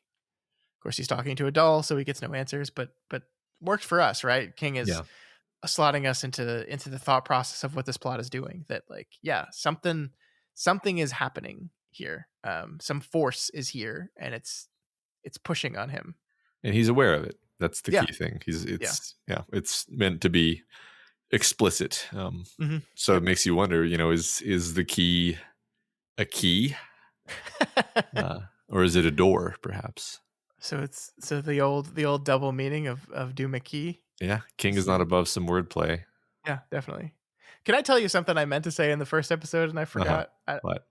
The name Duma, right? I don't know. You probably don't remember this. When we were in college, there was a period in college where like acapella got like weirdly really big for some reason. Like it just got really popular. I think it was the combination of the movie Pitch Perfect and then the TV show Glee becoming really popular. Okay. Whatever. There was a period we were in college when like acapella was like huge, and A&M had an acapella group, and me and my friends went and saw a performance of theirs, and they did a rendition of Jesse's Girl, and their line at the beginning was Duma Duma Duma, and so like literally every time I hear Duma Key in my head, I start singing Jesse's Girl. Like I can't not anymore. So that's that's just a little anecdote for you folks. I'm happy to have this peek into the wild world of Scott's mind. I love it. God, it's so weird in here. Yeah. No, we all have these things. We all have these little triggers, these little free association things in our head where it's like, I could explain this, but I won't because why? But no, it's funny. That's great. Yeah. So in his desperation, Edgar tries to call Tom, gets an answering machine, learns that Tom is out on a cruise with his mother and brother. And so he can't get a hold of him. And so what does he do? Who does he call? Wireman. He calls Wireman to ask for help. And that's where our chapter ends, Matt. It's good. You should call Wireman. We like Wireman. Yeah. It shows like how much of an effect this guy has had on him already, that he's already reaching out to this guy. Yeah, I mean, versus anyone else. He created an instant rapport, and I mean, it feels like your classic quartet where the characters hit it off in a way where they know there's something more to it than just the surface of like, I like this guy. It's like totally. I know that I can trust this guy. Totally, yeah, completely agree. All right, so that moves us into chapter 6, The Lady of the House. It's the next morning, and Edgar is once again on the beach chatting with Wireman. He ends up telling him the true story of basically everything that has happened in this book so far, even the part where he rustled through his daughter's purse. I love this line here, Matt, where it says, sometimes, often, I think, telling stories that are embarrassing or even downright crazy is easy when you're telling them to a stranger.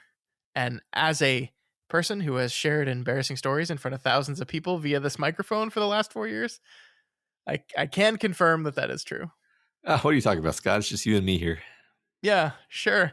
Just you and me. Yeah, never seen any of these other people, so no.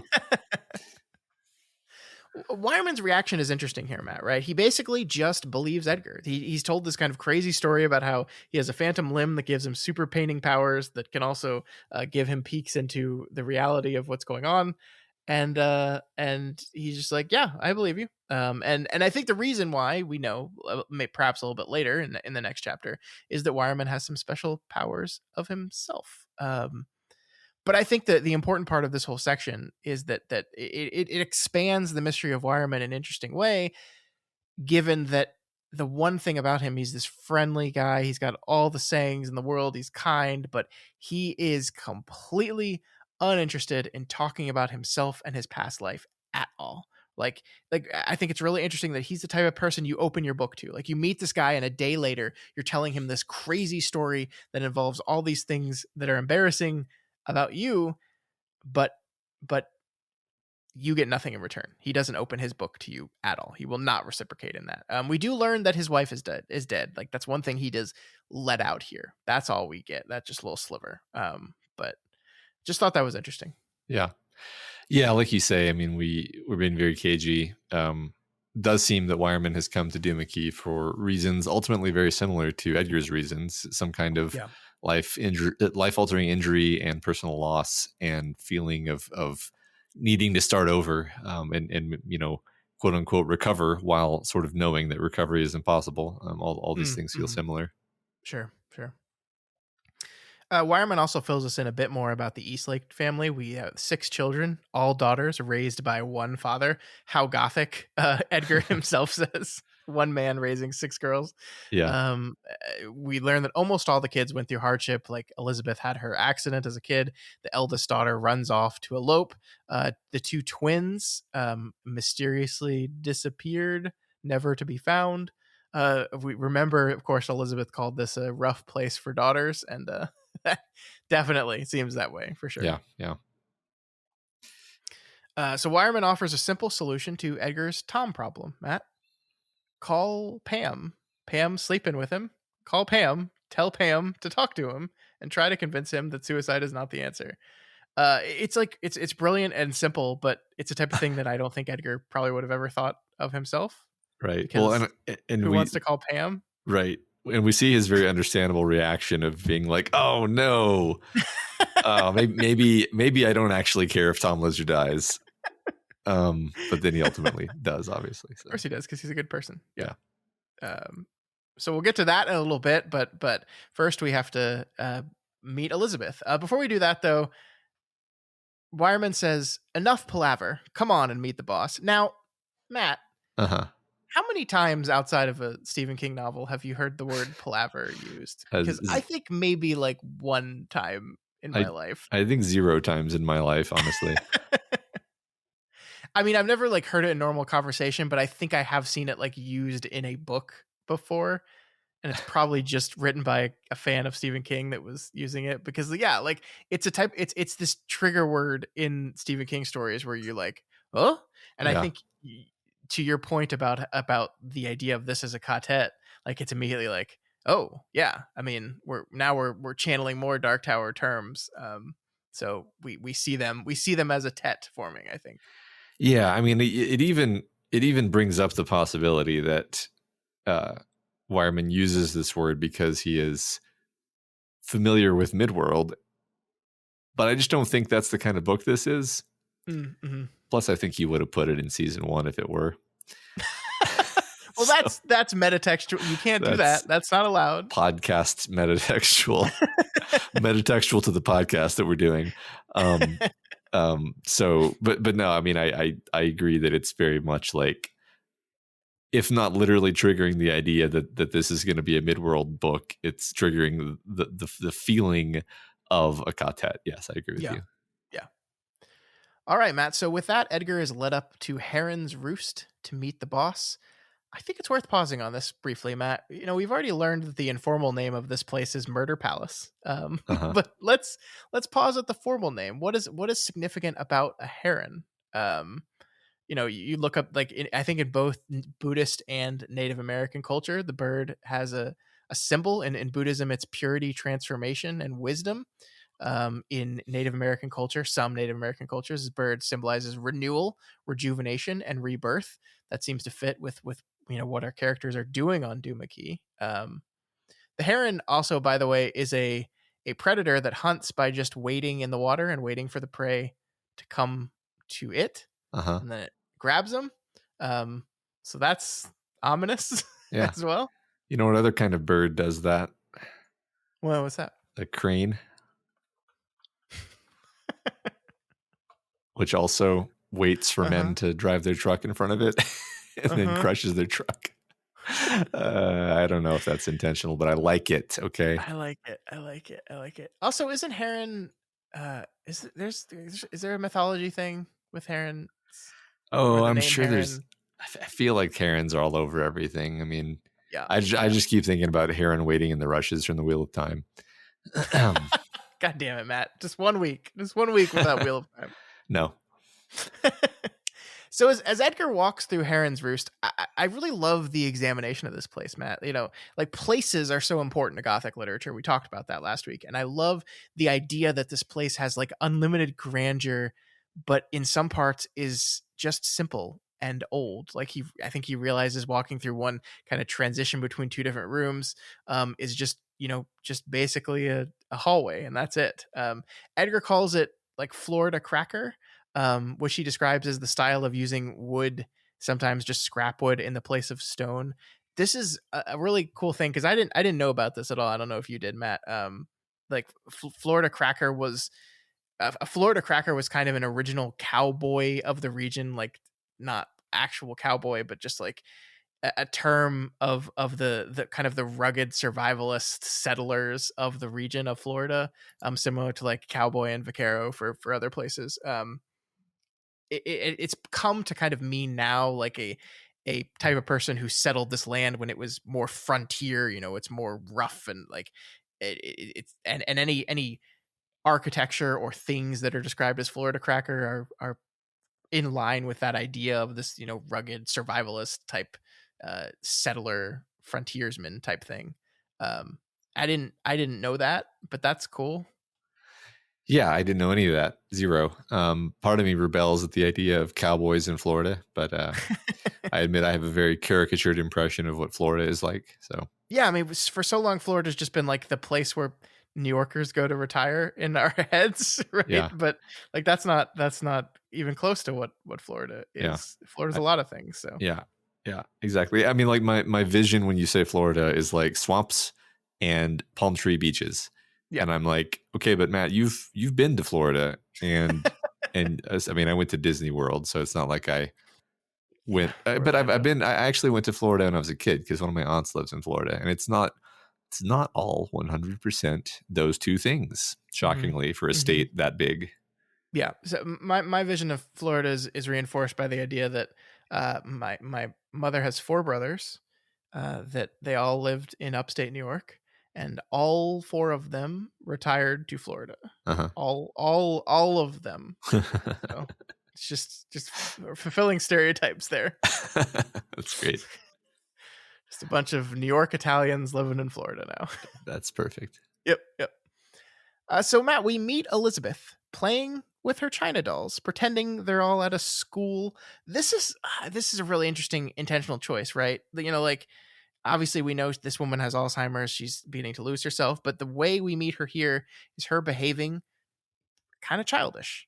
And I think that is done to contrast. Like the only other image of this woman we've seen is the little girl we've been following in the How to Draw a Picture interludes. And so this is a way of, comparing, contrasting, connecting those two characters. It's like the first time you meet this person you've only known as a little girl, she's playing with dolls, basically. Yeah. I think, yeah, you're right that it's meant to connect us with that other character, because I don't know. I can't say one or the other, but I feel like there's a chance that I might have just missed the connection between this character and the interlude character if it hadn't been pointed out to me. I mean, obviously we're doing this close reading, so I didn't miss it, but I think if I had just been reading normally, there's a chance that I would have missed it, is what I mean. Yeah, I mean, really the only, well, I mean, more clues as you go on, right? Like the sisters and the story of all that. And but yeah, I mean, really at first it was just, hey, they're both named Elizabeth. Right. Yeah. Elizabeth is kind of a wonderful old lady here, Matt, though. You can kind of see the Alzheimer's starting to push down on her a little bit, but I love that the text kind of continuously notes how fiery and alive her eyes are, these blue eyes that I think Edgar specifically says, like, these eyes look so young eyes. And I think that idea couldn't help, like, how awful would it be? We know she's this young girl who had this horrific accident when she was very, very young, crawled her way back to language and understanding after that accident as a child, and then only as an old woman to start forgetting everything again at the end of her life, to kind of regress into that state again would be awful. I mean, it's gonna be awful no matter what, but I think just especially awful for a person who had to experience that as a young child. Yeah. Yeah. I mean, there's definitely a tragic slant to this whole story, really. Like, Yeah. because we're confronted with the frailty and traitorousness of the human body, in all sorts of different ways. Where there's like this, this wheel that only turns in one direction, much like time itself.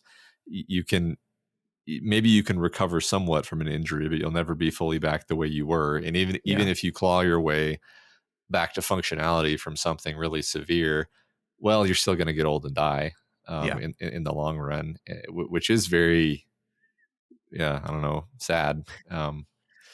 But Yeah, it is. Certainly is. Yeah. But I think, but at the same time, it's not 100% sad, because, like you said, we focus on the the loveliness and beauty of this woman, this old woman. It's been a long time since we talked about this, but it used to be kind of a motif we would hit upon frequently, where King just loves old people. Mm-hmm. King often sort of identifies old people with, basically possessing all of this wisdom and character and depth, and we compared them to the elves of Lorien in the Dark Mm-hmm. Tower, because they were you know literally like magical sources of wisdom and peace, and soothing the hearts of our heroes. Yeah. And I think that's this is definitely, we're getting some of that vibe with Elizabeth here. I agree. Yeah. I think that's true. And it is interesting. Like the closer King gets to old age himself, this constant is pretty true still. Mm-hmm, true. So as Edgar prepares to go, Elizabeth informs him that Wireman has told him that he's going to read some poems to her. And this is a moment we get to see, as we talked about before, one of Edgar's great qualities. I love this writing here. We're forced to make some decisions in a split second, and I made one then. I decided not to look at Wireman, who was sitting to Elizabeth's left. The acuity she'd exhibited at our play table was fading. Even I could see that. But I thought there was still quite a lot left. A glance in Wireman's direction would be enough to tell her this was news to me, and she'd be embarrassed. I didn't want her to be embarrassed, partially because I liked her, and partially because I suspected life would hold a great many embarrassments for her in the year or two ahead. It would soon be more than forgetting names. And this is what I mean about, like, we can talk about reliable narrators all day, but like books are usually pretty clear about, like, I want you to like this person. Uh-huh. I do not want you to like this person. Like Johnny in Desperation, last book. Like, book was pretty clear he didn't want us to like him, right? Uh-huh. Yeah. The book is pretty clear here that it wants us to like Edgar. It wants us to like Wireman. It wants us to like Elizabeth. Like these scenes and these sequences are all filled with these people just doing kindnesses to each other, and like that is intentional. That endears you to the character. Yeah.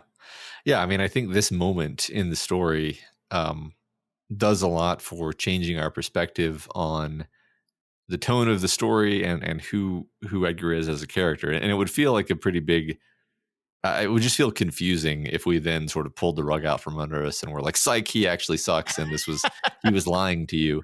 But yeah, I mean, Edgar and Elizabeth and Wireman are all people it is very easy for us to like.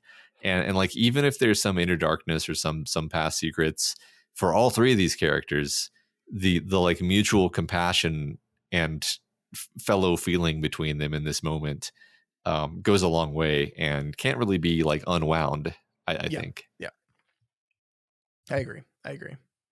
So Edgar does read a poem to Elizabeth. It's a poem called "Animals" by Frank O'Hara. I don't want to spend too much time on this poem, Matt. It is in essence a love poem of sorts about a person talking about, remember when we were young, and kind of mournful at the loss of not necessarily just youth, but like the reckless love of young love. Like, we don't have to worry about time. We don't need speedometers. We don't need to measure things. We could manage cocktails out of ice and water. That's such a fun line. I love that line. Yeah. That like we don't even need booze. Like we don't need to measure time. We don't need any. We just have each other, and that was enough. It's a beautiful, kind of mournful, tragic poem. Yeah, I loved it. I love that. I mean, the whole scene altogether changes the complexion of the story a bit. It makes it Yeah. kind of more light and positive, right? Because this is it's what I said at the beginning of the episode, where it's like there's a bunch of different feelings in this week's reading, and one of them is this kind of wistful but really loving, like compassionate meeting of minds between these characters, and it makes the whole story overall seem warmer and more tender than it was before. Yeah, I agree. So outside, Wireman apologizes for not telling Edgar about the reading he was going to, but he just hadn't gotten to yet. We learn that Elizabeth really just wants to be read to, but Wireman himself cannot do it because, Matt, he can't read. Yeah. It's mysterious. It is. I mean, I think it might have to do with his, brain injury, but it could be something else too. What brain injury, Matt? We don't know about any brain injury. Oh, okay. Not for another couple pages, I guess. Yeah. I mean, technically, when we first saw Wireman, we saw a scar on his skull. That's one thing. Edgar clocked immediately that he has a coin-shaped scar on his head. Right. So, right. Yeah, you can assume brain injury. Yeah. All right, Matt. So from here we move to How to Draw a Picture 4. I will go through this one really quick. I just like I think at the very end of this thing, I'm just gonna compile all the first lines of all these How to Draw a Pictures thing, because I think this is kind of king, how to write a book. Yeah. Because start with what you know, then reinvent it. Art is magic, no argument there. But all art, no matter how strange, starts in the humble everyday. It's that could just be him talking about writing a book, right? It's true. Start with what you know. I didn't think of that, but I love that. Yeah. So Matt, I think this How to Draw a Picture is kind of the turn a little bit here. We've talked about this already, but Elizabeth continues to grow in her ability to draw, so much so that it's shocking to those around her. Her maid calls her La Petite Aubée Fille. This essentially means the little witch girl. It's great. Obeah, I'm not sure if I'm pronouncing that right. It's kind of like Caribbean sorcery. It's like magic, Caribbean magic. That's what they call magic sorcery type thing. So that's so she's a little witch girl. But then people got bored of her pictures, so she decided to switch things up, and that's when she entered her surrealist phase, we're told. And that is when something changed. Something dark slipped in, using little Libbet as its channel. Her doll starts talking to her. Hey, that sound familiar, Matt? She's got a little doll. I'm gonna talk to her. And at first it talks to her in the friendly voice that she recognizes as her older sister, but then it changes to something else. And the last lines are art is magic, but not all magic is white. So one thing I'm getting from this story, and I think we'll have plenty of time to talk about this literally in this next chapter, is the idea that King is confronting the idea of why you do art actually matters. Mm-hmm. And we notice that it's the moment when Elizabeth switches from doing art for its own sake to doing art to get back people's attention. Yeah. That something dark enters, right? Yeah. No, I agree. And that's the one thing that she asks Edgar over and over again is, I do hope you're an artist for art's sake. Right. And that seems something she is indeed concerned with, and maybe that makes sense if she's come to that same realization that you have, that you start being selfish or doing this for different reasons, and that's when the darkness gets let in. Yeah, I like that. Yep. All right, we move on to our final chapter of the week, chapter 7, titled fittingly "Art for Art's Sake." So this chapter, Matt, it doesn't begin with art quite yet. First, it begins with Edgar biting the bullet and calling Pam on the phone to try to convince her to save Tom. This conversation goes about how you would expect it to, Matt, when you call up your ex on the phone and say, "I know you're sleeping with my best friend. Please tell him not to kill himself." Oh, we've all had that conversation. Yeah, that's one we've all experienced. It never goes well. I don't think this is a conversation where Pam comes out looking like sunshine and roses either here, Matt. Not great. If anything, this was the moment. This is when I texted you, was after this conversation. Oh, and really? I was like, okay. Oh yeah. I mean, prior to it was clear, but this one I was like, oh, she sucks. Yeah. So first we get this, in the middle of the conversation, she's crying and she says, and I think he says, don't tell Ilsa about Tom because you would hurt her heart and that would hurt my heart. And his wife responds, fuck your heart and fuck you. I wish you were dead. You know it? You lying, prying bastard. I wish you were dead. And again, to your point, Matt, where is this coming from? Because this is not just, hey, you hit your head really hard and you caused you to try to choke me, and that scared me, and I couldn't deal with that anymore, and I had to leave. Like, that's not anger or hatred coming out of fear of being physically harmed in my estimation. I could be wrong, but in my estimation, Yeah. that's not that. That's something else. Yeah. Yeah. And then we learned that she's not actually seeing Tom anymore, Matt. She called it off because he was being too emotional, which, look, I get, right? Sometimes, like, people who, like in any relationship, sometimes you just can't deal with something. Like, if someone is just too emotional or their emotions are changing too fast and you're early in a relationship and you're just like, look, this isn't going to work out. This is not the type of person I can be with. That's fine. But then she says, I get enough of that shrinky dinky shit with you, Edgar. Just once I'd like to meet a man who was a man and not a pill popping magic 8-ball. Fuck you. Yeah. Yeah. I mean, I honestly think she's being painted as a very particular kind of, frankly, sociopathic person who just wants from people what they can give her, and she wants to give as little as possible in return. And like, Tom is a hot guy who she wanted to bang, and then as soon as he showed a single shred of emotional need, she got the ick, as they say these days, and kicked him to the curb. And it's like, oh, okay, yeah, that's a particularly unlikable type of human being, and like the fact that she is just like sort of playing with these men almost seems too dignified for what she's doing. She doesn't even consider them to be of value. Like, she's just sleeping with them, and then if they like her at all, she's like, oh God. It's like, oh, okay, so like, what are you exactly? Yeah, like, you feel bad for Edgar for being married to this person, right?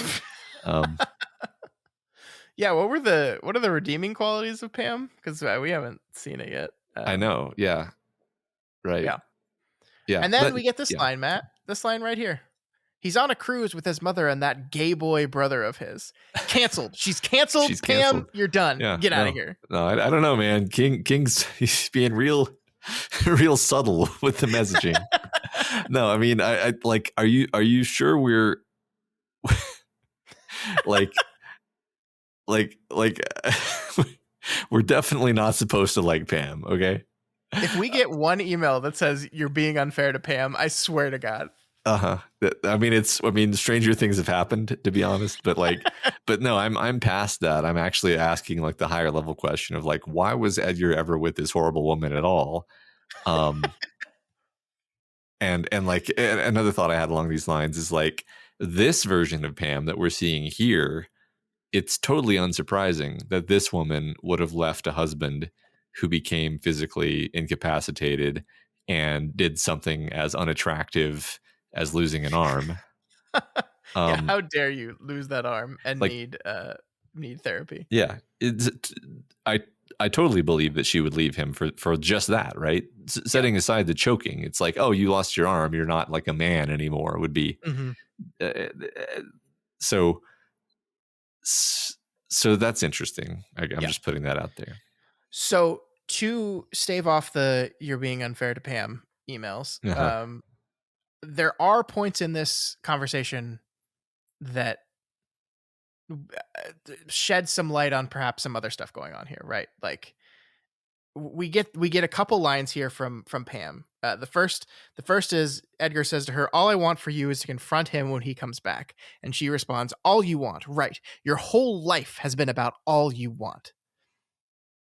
And then we get this where she says to him, "Good old Edgar, still managing things, even from his island kingdom. Good old Edgar, Edgar the monster."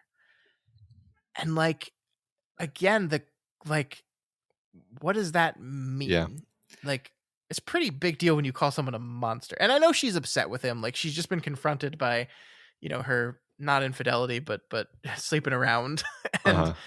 and she's in a very emotional state, and she's just trying to hurt him. I get that, but like your whole life has been about all you want, still managing things. Like we are getting little bits and pieces and hints at what was his role in the marriage before all this? Like what did he do? Yeah. Like was he this kind, like, in this pieces together with the things we've been told about, how he managed his business, and the way Tom reacts to him when he doesn't want to fight for what's his, and still don't have a clear picture, but yeah, little bits and pieces here. Yeah. Yeah, calling him a monster, and I believe his response is just like, that's hurtful. Yeah. And which seems like not the response that she's used to getting from him. Mm-hmm. Yeah. The voice acting for this section, by the way, in the audiobook was just really, really excellent. And I mean, the whole audiobook is really excellent, but this in particular, it's just this like seething rage on her side, and on his side, it's not like he's cool as a cucumber, but he's clearly keeping it together. And it just comes off as her sounding totally deranged, which again, more just forces you to ask, like, what's really going on here? Mm-hmm. Because it just doesn't make like there's a missing stare here. Because calling him a monster here is like a non sequitur in this conversation. Like he's calling her to save the life of somebody who was his friend, but which he has some reason to feel a little bit betrayed by. Yeah. But he's still doing the right thing. It's like the least monstrous thing in the world, but she's calling him a monster for making the call, and you're just like, is this opposite day? It's baffling. Yeah. You're absolutely right. I think that's a good way of framing it, because we kind of lost the reason for the call in the reacting to her reaction to it. But yeah, like what he's doing here is, I need to do everything in my power to save this man's life, because I fully believe he's going to kill himself, and I don't know how to stop it, and I can't stop it myself. Like this real feeling that if I call him and tell him not to do it, he won't listen to me. Right. But Pam, he might. Yeah. And well, and even the approach there isn't like, Pam, I want you to tug on his heartstrings. The approach is like, Pam, tell him that if he turns up dead, that you'll tell everyone that he killed himself. It's like, it's very manipulative and cold, which strikes you as like, oh, apparently that's what people expect from Pam. Is or I mean, that's a fair read. I mean, or that the idea that Edgar came up with that idea maybe says something about his solution to problems. True, is possible. That, like, and I think in that regard, I think that the in my opinion, the real intent of that is just it links up with Edgar and his suicidal ideation, right? Like this is what talked him out of it, right? This is the technique that got me away from it, is that, oh, people will know, and that's the one thing I don't want. And so he assumes that the same thing would happen with Tom. So I don't want to read too much like darkness into Edgar here with that, but yeah, I mean, it is a very straightforwardly kind of cruel, heartless way of doing that. But yeah, I like that. I mean, it makes sense. Yeah. So the conversation ends, and Edgar is fairly convinced that Pam will reach out and talk to Tom. So mission successful, I guess. Yay. From here, things shift to the next most important thing on Edgar's agenda, the meeting with the gallery owner on Friday. He does invite Wireman over to take a look at the paintings, and here, Matt, is where we get our first big clue that Wireman has a bit of the shine, right? We see he seemingly knows what brand of treadmill Edgar has without seeing it. We see his eye mysteriously waters when he looks at the paintings for a long time. And more, Edgar keeps getting like flashes from him: an orange, an apple, a gun, and maybe something about money hidden offshore. The deepening mystery that is Wireman. Any thoughts on this at this point, Matt? I mean, I think Wireman made some bad choices, maybe worked for the wrong people as a lawyer. His wife was killed maybe because of this work, or maybe just randomly. And then he shot himself in the head to kill himself, but he survived it. But he now has brain damage, and possibly had the shine beforehand, possibly didn't. Possibly it was the brain damage that gave him the shine, and then he was drawn to the island, and then he he ended up becoming Elizabeth's caretaker. That's my current theory / understanding of the situation, subject to revision. All right. That's all interesting. I can't really say anything about any of it, but I like it. I like it. Acknowledged. Mm-hmm. Wireman also lets us know that most of the artists that stay at Big Pink, Matt, don't stay very long. So that's ominous. Yeah, I'm sure it'll work out for Edgar though. So Wireman takes a look at the pictures, Matt, and is almost like staggeringly bowled over by how good they are. He says to him, "You don't have any idea how good these are, do you?" And this, again, we talked about this earlier, but it serves to just let us know that, oh yes, these are good photos. They're pictures rather. He's actually good at this. Yeah, it's great. And at the end of this conversation, they almost basically admit to each other that they both have the shine or something like it and are getting readings off of each other. But even still, Wireman won't divulge any information on himself. He does basically give Edgar permission to paint him, which he knows will trigger some memories, right? Yeah, it's true. I think even that is like opening up in a way. He can't open up. I think it's too painful for him to really open up. It's not because he's being cagey, but he just can't. But in some level, he does want to share his life story with Edgar, and so the only way he can really do that is to be like, "All right, I will give you permission to use your magic powers to find out stuff about me." Sure, yeah. And that is exactly what Edgar does, because later that night, Edgar paints Wireman sitting at a table with a bowl of fruit and a gun. And I'm going to read this because I just love the writing here. That other house was empty. Somewhere in that other house, a clock was ticking. Somewhere in that other house, a refrigerator was whining. The air was heavy with the scent of flowers. The scent was terrible. The sounds were worse. The march of the clock, the relentless whine of the refrigerator as it went on making ice in a wifeless, childless world. Soon the man at the table would close his eyes, stretch out his hand, and pick a piece of fruit from the bowl. If it was an orange, he'd go to bed. If it was an apple, he would apply the muzzle of the gun to his right temple, pull the trigger, and air out his aching brains. It had been an apple. So it certainly seems that your guess here is at least partially correct, right? That his wife died, his kids died, he shot himself in the head, and lived, obviously. Yeah.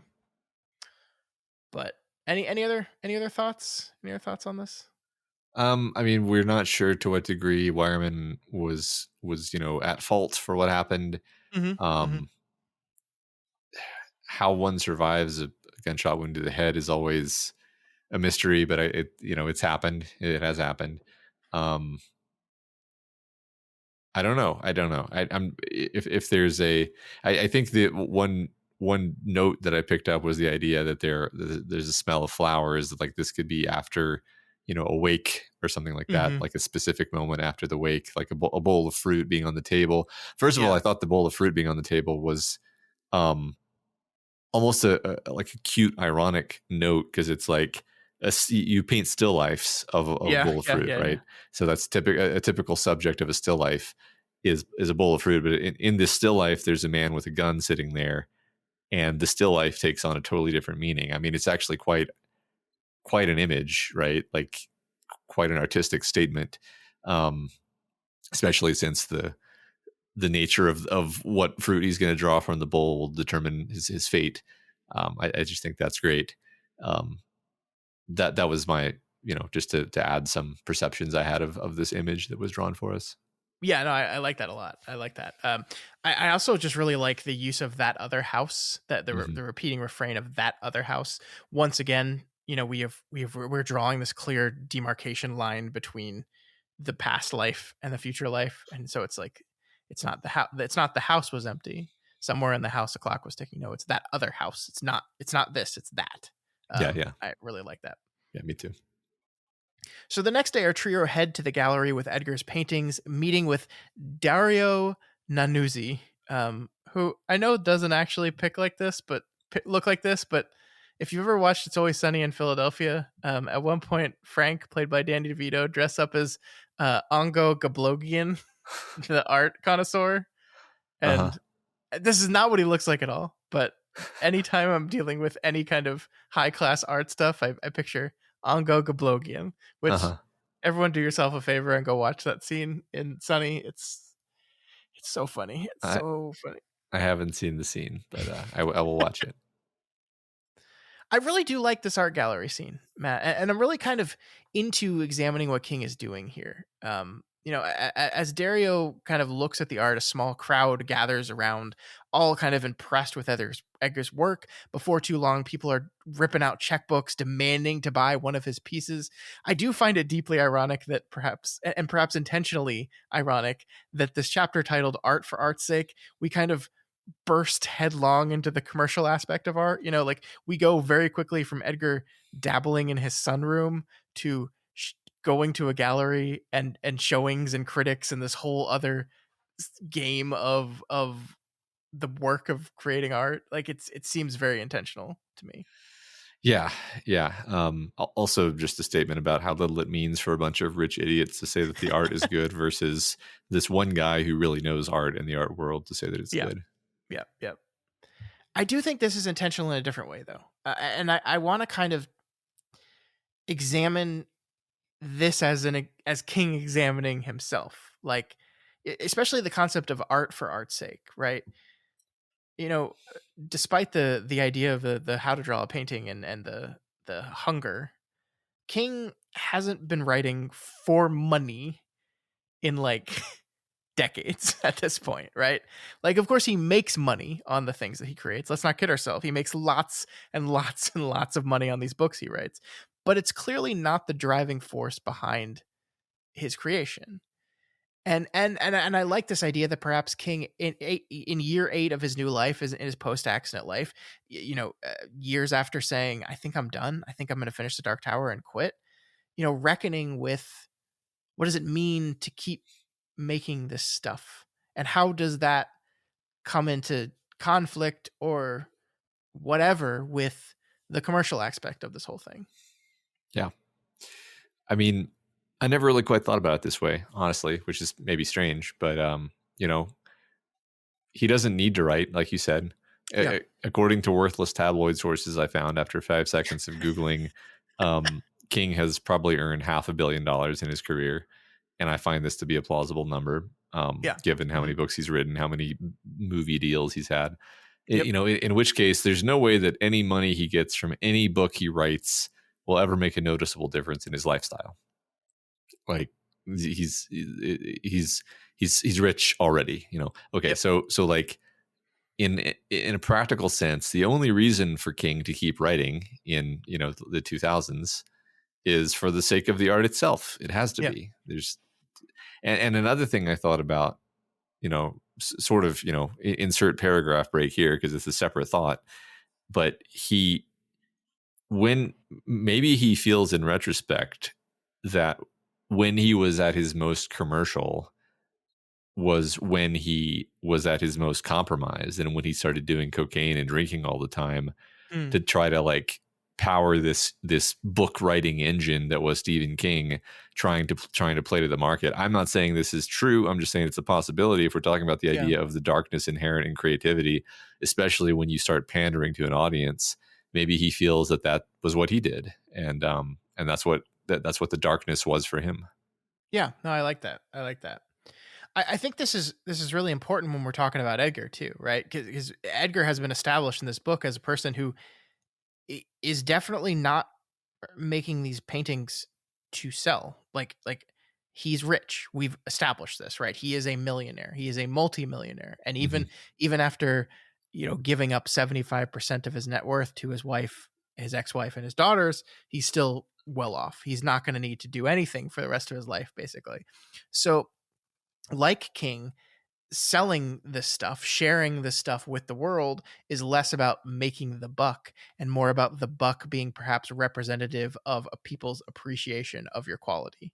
Like when you are as rich as Stephen King, your book selling 1 million copies doesn't matter to your lifestyle, but it does matter to, do people like me? Yeah. Do people appreciate me? And I think that is the kind of the place where Edgar finds himself, where like this whole trip is less about, oh man, I really hope I can sell these paintings, and more about, I really hope someone that knows what they're talking about can tell me whether I'm any good or not. Right. And like, I think King talks about his like incessant need to share, right? Because, we'll get into it in a bit, but the phone call from Elizabeth at the end of the chapter, like, King was never going to stop writing, right? I think he, when he said he was going to retire, I think it was like, I'm just going to stop publishing books. And it's like, but there's this incessant need, like, it's not enough to just create the thing. You must share it with the world in Right. some way. And I think that's part of what Edgar's doing here as well.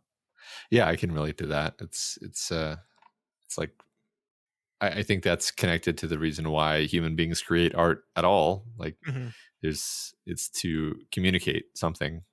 Yeah. So we learned a little bit more about the art business here, Matt. We learned about Mary Iyer, an art critic publisher who helps foster the West Florida art scene, working closely with the galleries. Mary calls Edgar a true American primitive, which is a compliment, I guess. Yeah, it's one of those really backhanded compliments where it's like the worst possible way of saying something nice, actually. Yeah. I like how her last name's Iyer. It's so great to me. I mean, it's not that Mary seems bad. Like, I'm really into this like situation they've crafted here, which is basically like, this woman makes sure that the art scene is healthy, and like, if a gallery ever falls into the trap of making trash for money, she'll just roast him out of existence. Yeah. And that is how she is kind of single-handedly keeping the scene in this area of the world healthy and good. That's a fun idea. Which is a cool indication of what King sees as being the proper role of the critic in an art scene.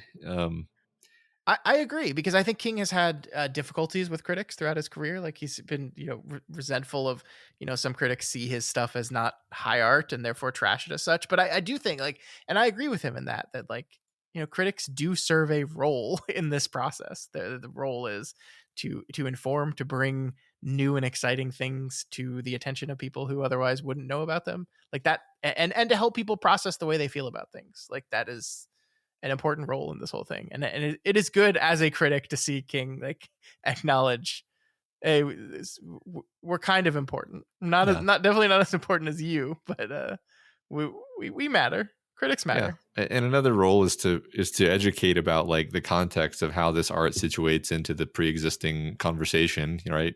The pre-existing artistic conversation of, these are the influences, and I don't know. There's a lot of different stuff. There's a lot of different stuff that's under the umbrella of criticism, just like there's a lot of different stuff under the umbrella of art. So totally, yeah.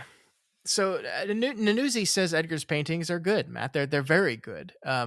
When Edgar wants to know why, that what he says in response to him is truth. It shines through every stroke.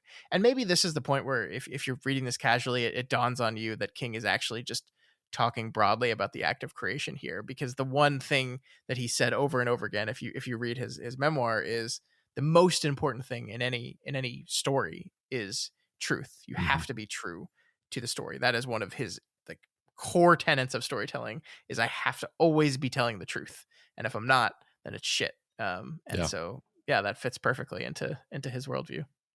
Yeah, that's one of those statements that I think is brilliantly succinct, but also I think requires some unpacking and figuring out of what he means. And I think maybe that's what we're doing with this book, because it's easy to say it's all about truth. And it's like, well, what does it mean to be untrue? Like, what is it, what does it mean exactly? Like, cause you can be very, obtuse about it and be like, well, what are you talking about? This is fiction. It's all fiction. It's all not true. And it's like, well, what he means is something true to the heart, something true to the spirit in a way that is difficult to articulate. But you as the creator know when you're not following that principle. You know when you're compromising for the sake of some other consideration, like, for example, commercial acceptability. And so it requires some thinking and some expanding, and maybe that's more, maybe we'll get more into that in this book, or maybe this was just kind of a digression where we talk about that briefly. We'll see. Sure. Yeah. Yeah. So Nanusi himself is such a fascinating character, Matt, because King is clearly taking a lot of the ridiculous pretensions of the art world to task in some of the stuff, right? Mm-hmm. But not this guy, right? Like he's not actually that It's Always Sunny character I joked about before. That's not who this person is, or at least he doesn't present himself that way. He presents himself as just a person who just really fucking loves art, and he wants to feel things, and he loves art that makes him feel things. Like I love this statement here. I don't want to think too much about art, you see. I don't want to criticize it. I don't want to attend symposia, listen to papers, or discuss it at cocktail parties. Although sometimes in my line of work, I'm forced to do all these things. What I want to do is clutch my heart and fall down when I see it. I love this. I mean, this is obviously not like you and me. Like I do want to think about art. Like I like doing that. Like I like thinking about stories. I like criticizing stories. I like analyzing stories. I want to attend symposia. I want to attend a live Bangor trip where we all talk about how much we love these stories. But I also do, like, at the core of it, what I want more than anything is exactly what he's talking about here. Is I want to be blown away. I want to be made to feel something. And I want to feel the magic of reading something, watching something, and just having it take me away in a way I didn't expect. And then I want to sit down and talk about it for 4 hours about how exactly it managed to do that. And isn't that fascinating and wonderful and beautiful and blah, blah, blah, blah, blah. But Yeah, I think there's a purity to this guy that I just love so much. me too. Yeah, those two things are fun in just totally different ways. And I think when I look at my list of my favorite book club books out of all the ones we've covered, the ones at the very top of the list are the ones that have made me clutch my heart and fall down.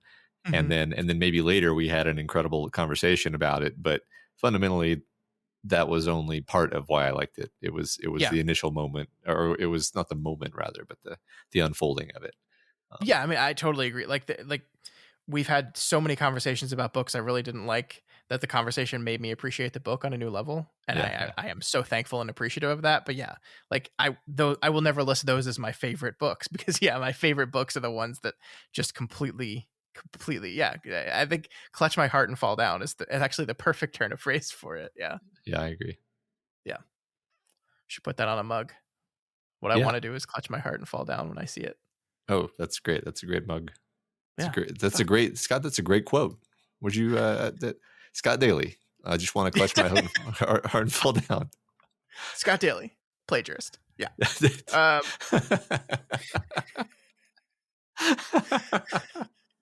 So, above all, though, Nanusi says that Edgar is talented, and that's the second time this week that word has been used. Right, talent. Talent is such a funny, interesting thing when we're talking about art and creation, right? Mm-hmm. Because you could say that Edgar has natural talent. You could say that Stephen King certainly has natural talent of storytelling.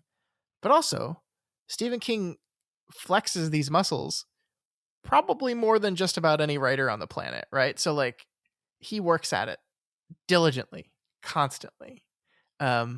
But like, I do think there is people sometimes just have natural affinities for things, and it's difficult to parse, especially in something as nebulous and abstract as the creation of art, like where skill ends and talent begins.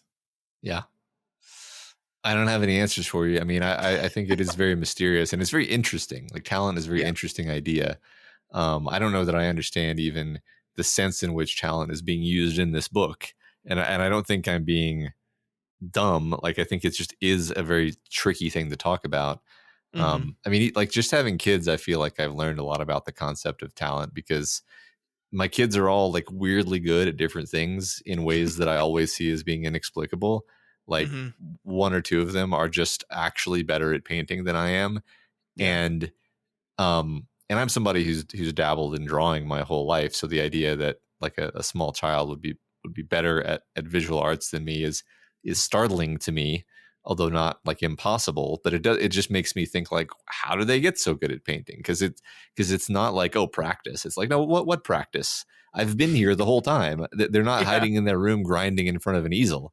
Like, so there is a mysterious dimension to it where some people just have an interest, or they somehow just see something in a way that nobody else quite sees it. and that gives them an edge along some Yeah. vector that you don't even understand, like what they're seeing when they do the thing. Yeah, it's one of those things that is like truly magical, right? Like we talk about like art is magic. It says in this book, and it Mhm. is like it is truly magical when you just see a person who just for some inexplicable reason is just like really fucking good at something, and like yes, they need to refine their talent. They need to like you need to practice. Like I'm not diminishing any of that, but it's just like when it comes to art, when it comes to sports, these things, it's like how does that happen? How does that happen? And like Yeah.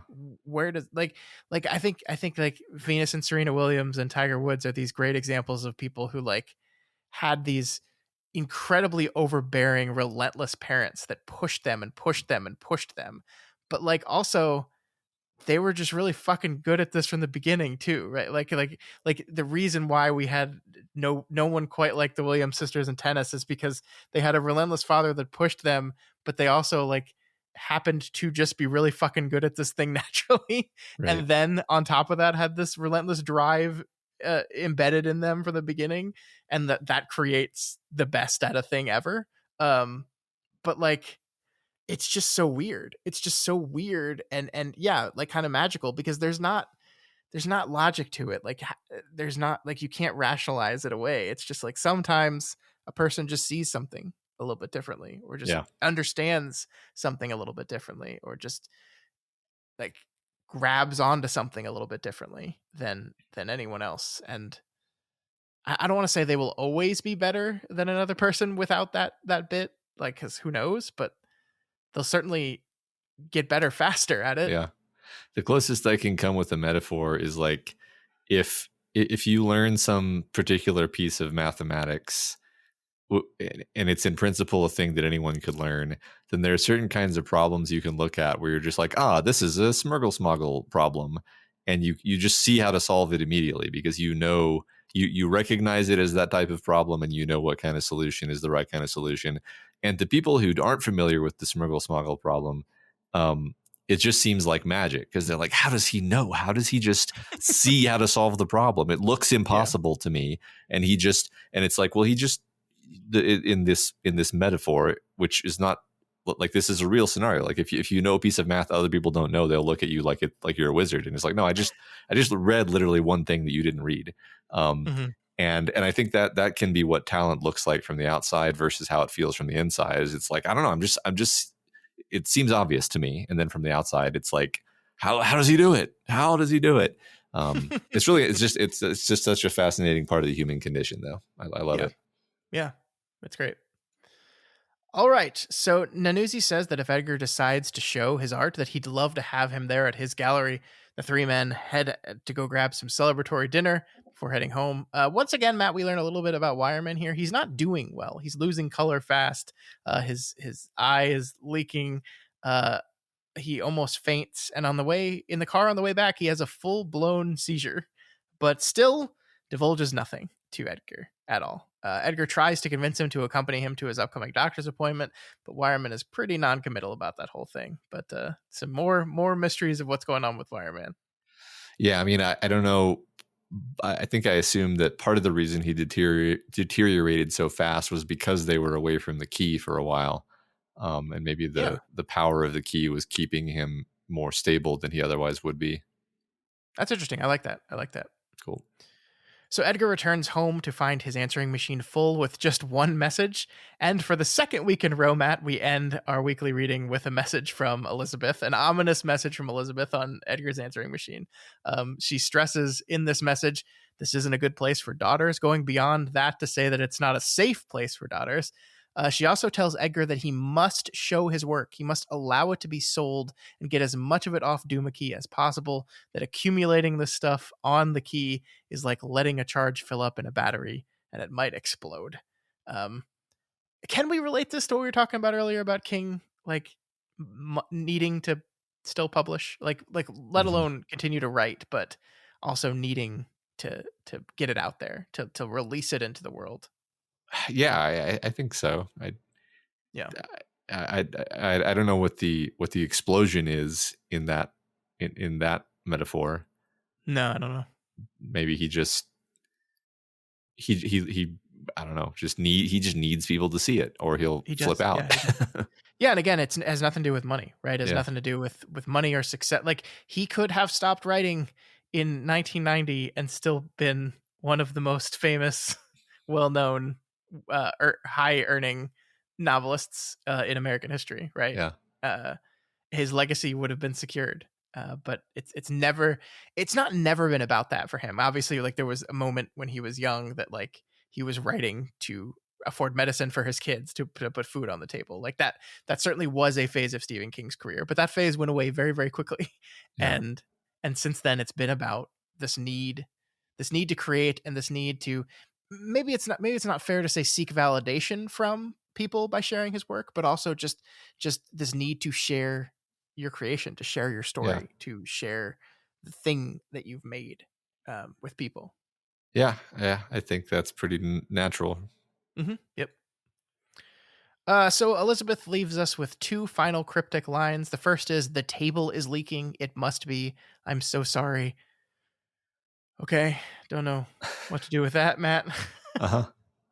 And then the second was, "My father was a skin diver," which, cool. All right. Okay. That one is made especially ominous by the fact that Edgar hears the shells under his house repeating that line over and over again as he falls asleep. So That is a creepy idea. Any idea what that has to do with anything? I mean, found something in the ocean that he should have left lie. I don't know, man. Skin diver. I mean, that literally just means somebody who dives in the ocean without, equipment. They just they just swim down. Which, by the way, I just want to state for the record, that's fucking crazy. Like, yeah, I watch these videos of people, like, just skin diving, and they're like crawling through like tunnels, underwater tunnels, and I'm like, you people are insane. Yeah, absolutely not. No way. So now I have to share the story now that my dad would always do this shit to us because he grew up like swimming in the islands of Southeast Asia, and he can hold his breath for like 5 minutes. Wow. And he's been able to for my whole life. So when we would go out swimming on the reefs when I was a kid, and he would just disappear, and I'm like 6 or 7, and my dad's just fucking gone, vanished for like literally 5 minutes, and you can see in all directions because you're on the ocean, and you see that he's not coming up for air anywhere, and you're like, he's dead, he's gone. My father, and then he just eventually pops up again, and he's like, oh, hey everybody, I was just looking at the coral. And you're like, please stop doing that. God, that's wild. Yeah, I mean, I like, even when I was in my best shape, like long distance running, great lung capacity, 5 minutes, completely unachievable for me. Yeah, it's to hear him tell it, it's like, oh yeah, you just have to train yourself to not care about how horrible it feels. Yeah, well, we talked about that on the show before, right? That it's like, it's actually just your brain lying to you and saying it needs air when it doesn't. That we're actually very good at like surviving without air for an extended amount of time. It's just our brains are conditioned to demand that from us. Yeah. You're just feeling a buildup of CO2, which is not actually deadly. Yeah. Just wild. Anyway, it's wild. Yeah. All right. So that is the end of the reading for the week. Another really good one, Matt. I'm just loving this book so much. Me too. I'm loving it too. So we will continue with this next week, chapters 8 through 10 of next week. Who knows what's going to happen? Probably some skin diving. I would wager. I hope so. All right, Matt, before we go, we have a discussion question to talk about. What was last week's discussion question? What is your favorite Gothic novel / story, etc.? Yeah, we got a lot of great answers to this. I think one thing I want to say here at the jump is genre is a concept. It's made up. Like, there's no like hard and fast rules about like what is technically a genre and what isn't. It's pretty loose. Most things dabble in multiple genres. I think the only way it matters is in a couple cases. A, when you're just trying to classify books as like a appreciator or a critic like us, or B, like when you think an author is trying to do a certain thing, like we think King is trying to do Gothic, it helps to kind of understand what Gothic means to help you see the choices that he's making and why he's making those choices. Yeah, I agree. Except some of these answers, they're just totally wrong. No. My entire point was that we are not going to gatekeep on what is and isn't Gothic. Yes. I think that it's just it doesn't matter. Ultimately, it doesn't matter. I agree. All right. So first, from Responsible Aside 18, I think The Yellow Wallpaper is a great Gothic story. They also go on to say, I've been following along this whole time. So excited to get into Duma Key. I read this one while recovering in the hospital from my own medical stuff. Ed and Wireman kept me in good company. It's great. Nice. I think this is not the first time we've been recommended The Yellow Wallpaper on the show. Mm-hmm. It's been mentioned, yeah. Probably should get around to reading that one. Oh yeah, I love it. You should. It's not that long. It's like, oh yeah, you've read it before. Yeah, it's one of those like very few pages, and then once you read it, you're like, huh, I put that off for 38 years. Okay, well, so yeah. All right, well, you read the rest of the questions. I'll be reading this short story. Okay. Next we have Sweet Jumps, who says, now that I actually understand what Gothic horror is, my answer is going to be Rock Bottom, the early 2000s episode of SpongeBob SquarePants. I take back everything I said before, Matt. We have to gatekeep. We have to gatekeep right now.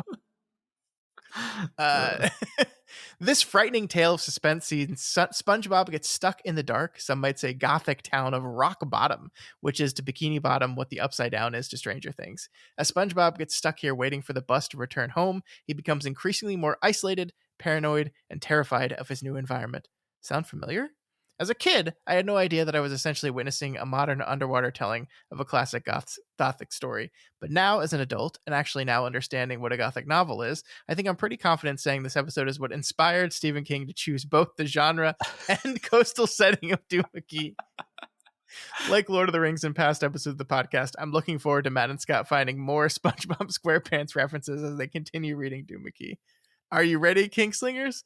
Aye, aye, Freeman. Oh my god! Yeah, I've never seen this episode. I did watch a fair amount of SpongeBob back in the day, but I have not seen this one. I didn't watch much SpongeBob, but my kids are currently into SpongeBob, so I'll ask them, to tell me about its deep Gothic underpinnings. I don't know if my kids are going to be allowed to watch SpongeBob because my wife hates it so much, and I don't think she's going to tolerate it. Yeah, I don't know why she hates it. She just doesn't like it. Well, yeah, I don't know. Maybe you can just secretly show them SpongeBob, late at night. There we go. Yeah, that's good. Great. It's a good solution. Lie to your wife about how you're parenting your children. It's great. And for something really important like SpongeBob. All right. Pear Jane says, on to fun stuff. Hands down, my favorite Gothic novel is Jane Eyre. I didn't read a lot of classics when I was younger, but about 10 years ago, I decided I'd start reading books I should have been reading all along. I decided to crack open Charlotte Bronte to see what the fuss was about. It's one of the few books I've read where I really had no idea how it would end. The suspense is fantastic. It's not a romance at all, at least not in the Jane Austen sense, but it's creepy, tragic, and if you're a fan of Stephen King, do not miss it. He often calls back to Shirley Jackson and other straight-up horror writers, but there's a lot of Bronte in his books. Honorable mention to The Little Stranger by Sarah Waters. It's a big spooky house with ghosts, and I can't tell you anything more. Have you ever read Jane Eyre? I've never read Jane Eyre. I'm embarrassed by this. But I've never read any Brontes or Austen, so I'm basically illiterate. I've read Austen. Yeah, I've not read Bronte though. Yeah, I mean, I recognize this as a failing. We should put some of these on the book club list for next time. Yeah, we got a We Pick 'em coming up. Yeah. Maybe Jane Eyre would be a perfect one for that. Yeah, that's a good thought. It's a good thought. Yeah. Jamaican Hopscotch says, does Frankenstein count? I think I think that's one of the texts of Gothic literature for sure. Cool. So yes, Frankenstein is a really good answer. Jamaican Hopscotch. He says, not sure I know what technically makes a Gothic novel, but it definitely gives me Gothic vibes. He also says, super hyped for this. Duma Key is possibly the single most underrated King novel. Such an absolute gem. I think about it all the time. Yeah, I love it. I left in certain flavor text from the answers along those lines because a lot of people express the sentiment of like Duma Key whips ass, and I'm like, well, good. I'm agreeing so far for sure. Underrated is one of my favorite words of all time. Yeah. And conversely, overrated is one of my least favorite words of all time. I hate calling things overrated. I think that's stupid. But calling things underrated is great because it means you're doing one of the functions of critique and criticism is you're trying to draw attention to a thing that people have not fully appreciated. That's right. Love it. That's right. I saw a list of reviews of the Academy Award contenders for the year, and almost every one of them took on some snide way of implying that the movie was overrated. And I was like, this is it. This is a collection of the worst kind of criticism ever that I hate. But I've said this before, but let me just say it again here. The reason I hate the word overrated is because you are not actually critiquing the thing. Yeah. You are critiquing a person's enjoyment of the thing. You are saying that they are wrong for enjoying it. And I just think that's stupid. Right. It's not a comment about the thing at all. Yeah. I've learned nothing by you saying that. Right. Yep. Yeah. Yep. Hate it so much. M. Heller Art says, I'm not super familiar with Gothic novels, but I read Dracula for the first time last year, and I think that counts. While not necessarily a favorite of mine, there was a lot in there to enjoy, especially the time we get to spend in Dracula's castle. Outside of books, I absolutely adore the Mike Flanagan series, Haunting of Hill House and Haunting of Bly Manor. The source material for those shows are in my to-be-read queue. Yeah, Dracula is another one of those Gothic texts. I think like Frankenstein came first, right? Yeah, Frankenstein came before because Frankenstein is like early 1800s and Dracula is like right at the turn of the 20th century. So I think Frankenstein is technically more text than Dracula, but Dracula is definitely one of the most famous of Gothic stories. I'll defer to you because I'm sure you know more, but I would have bet that those were in the opposite order just based on how they feel.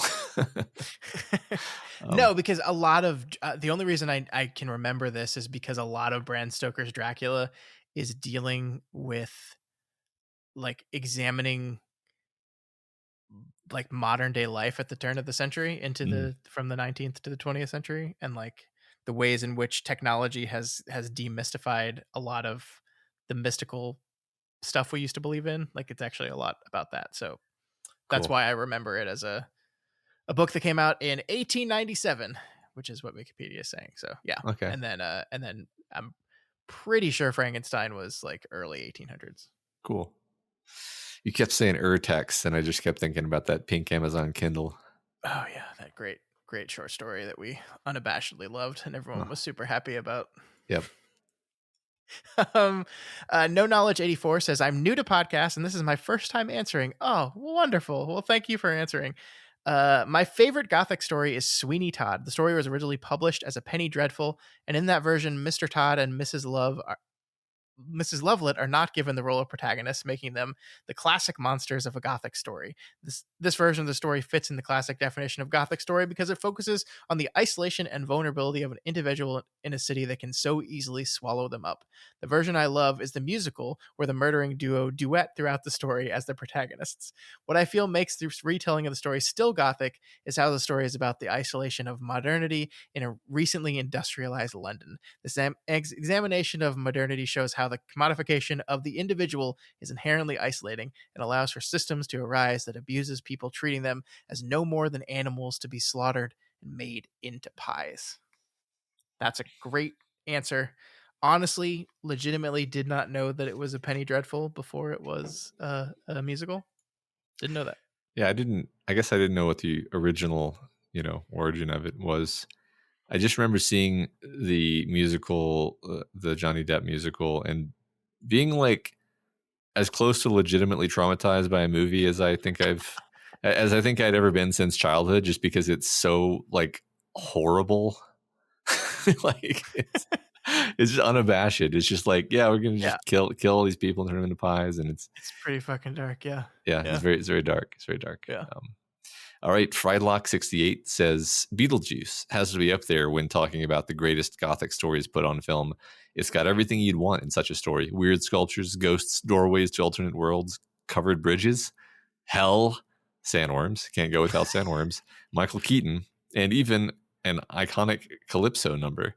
Is there anything better than a kids movie from the 1980s? I think not. I love it. Yes, famed goth Michael Keaton. Yeah.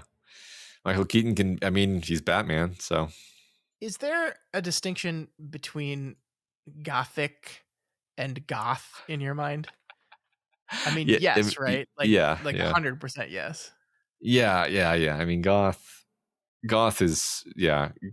continues to evolve into the present, actually, in terms of what that actually means. Because Is goth still around?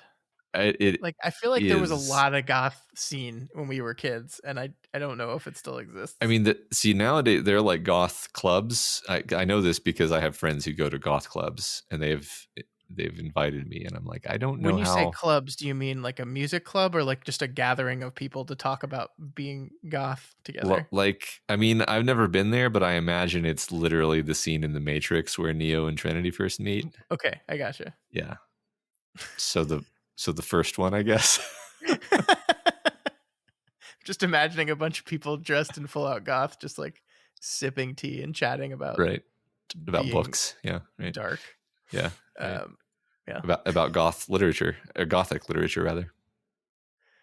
I don't know if I don't want to get into this. I don't want to offend people, but I never understood the goth thing. I loved dark, moody like books and stories. Like I loved that shit as a kid, but I just never was like, I'm gonna black lipstick. I could imagine wanting to look like the Crow from The Crow, but beyond that, I don't particularly like the aesthetic personally. But that's okay. Same. Steve Liverroom says, based on the definition of gothic posted above, I would have to say the Dark Tower series is the best gothic novel out there. Remnants of past failures, twinners, thinnies, horror, murder, etc. They're all there. Yeah, I mean, I don't think I myself would classify it that way, but like certainly one of the true statements about the Dark Tower is it's King dabbling in everything, right? So I think it's all definitely there. Yeah, sure. I like that. That's good. That's a cool thought. Yeah. All right. Baby King You Dig Your Sam says lots of great gothic horror out there.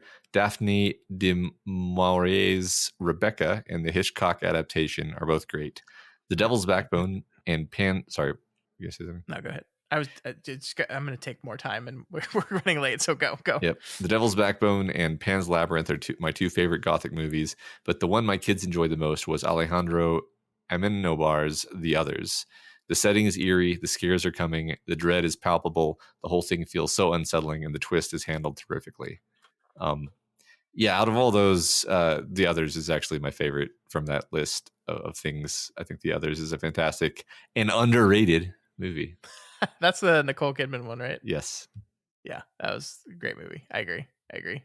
Yep. But the only reason you said that is because you have an irrational hatred of Guillermo del Toro that I don't want to. That's true. I don't want to deal with because it just upsets me. It makes me very mad, and I cry all day, and I don't like it.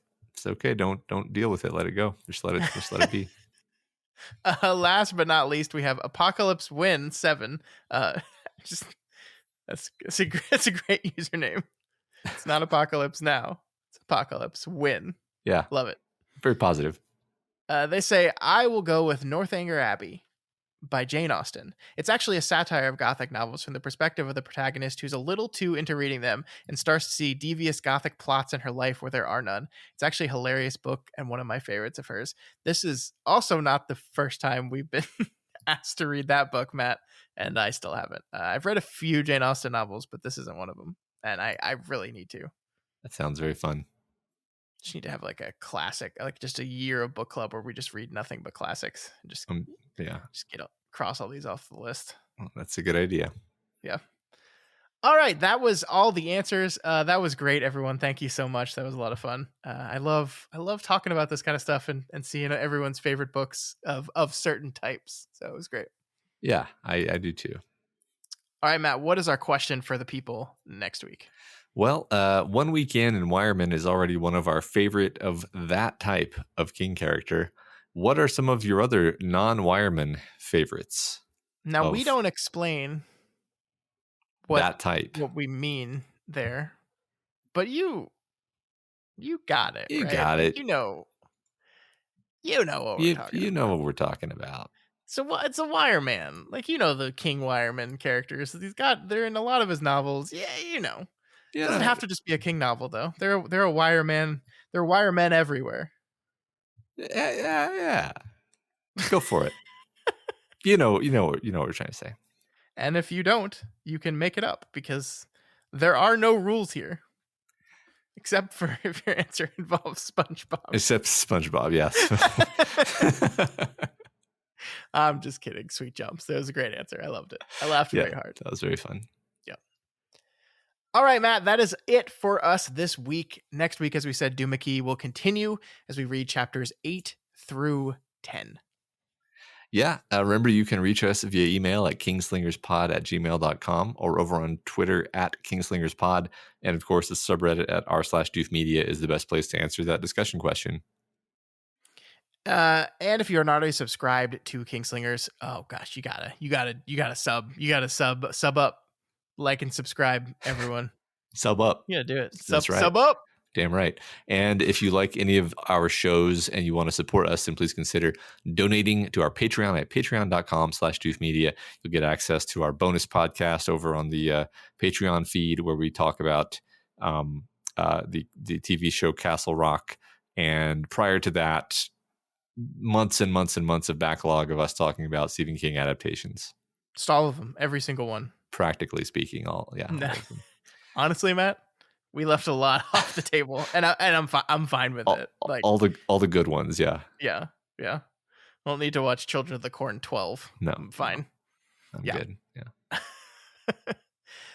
If you cannot afford to donate, that is absolutely okay. You can always help us out by sharing the podcast with all your Stephen King loving friends, or just randomly over on the wonderful social medias that we have these days.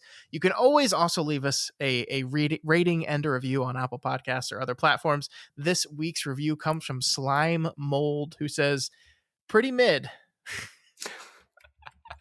They gave us 5 stars, by the way. They say, just kidding. The last episode just had such old man vibes. It made me want to lash out, but I adore this podcast. Let me tell you, we are old men, so that's fine. That's fine. That's how it goes. Y'all have really made me appreciate King so much more, and a longtime fan and hater in equal parts. You've really helped me appreciate the aspects of King's writing that had not hit for me before. Your enthusiastic but detailed analysis, along with personal anecdotes, as well as the format with an expert introducing a friend to the books, is really engaging. And like many, I only find myself wishing the episodes were longer. I didn't even read all the books, but I enjoy analysis of ones I have read and plot summaries of ones I probably never get to. Huge fan of everything in this format, and I hope y'all keep it up for a while. Definitely something I look forward to every week after binging through. I don't think anyone really means they want the episodes to be longer, right? I think that they don't understand how tired we are by the end. And they don't realize that if these went on like another 30 or 40 minutes, then we would just be like mumbling incoherently to each other. We'll just split it up amongst 3 days, 3 recording sessions of 3 hours each, Matt. We'll be fine. 9-hour episodes once a week. Sure. Let's go. We could do that once and then have a nervous breakdown. What we'll do is we'll read every word and then we'll talk about them. Okay. Sure. Fractal podcast. Yeah. I still really want to do the Dark Tower Minute April Fool's joke we did, like for real though. Okay, Scott. I don't really. I think how many minutes into that do you think we would make before we would just literally go insane? 2.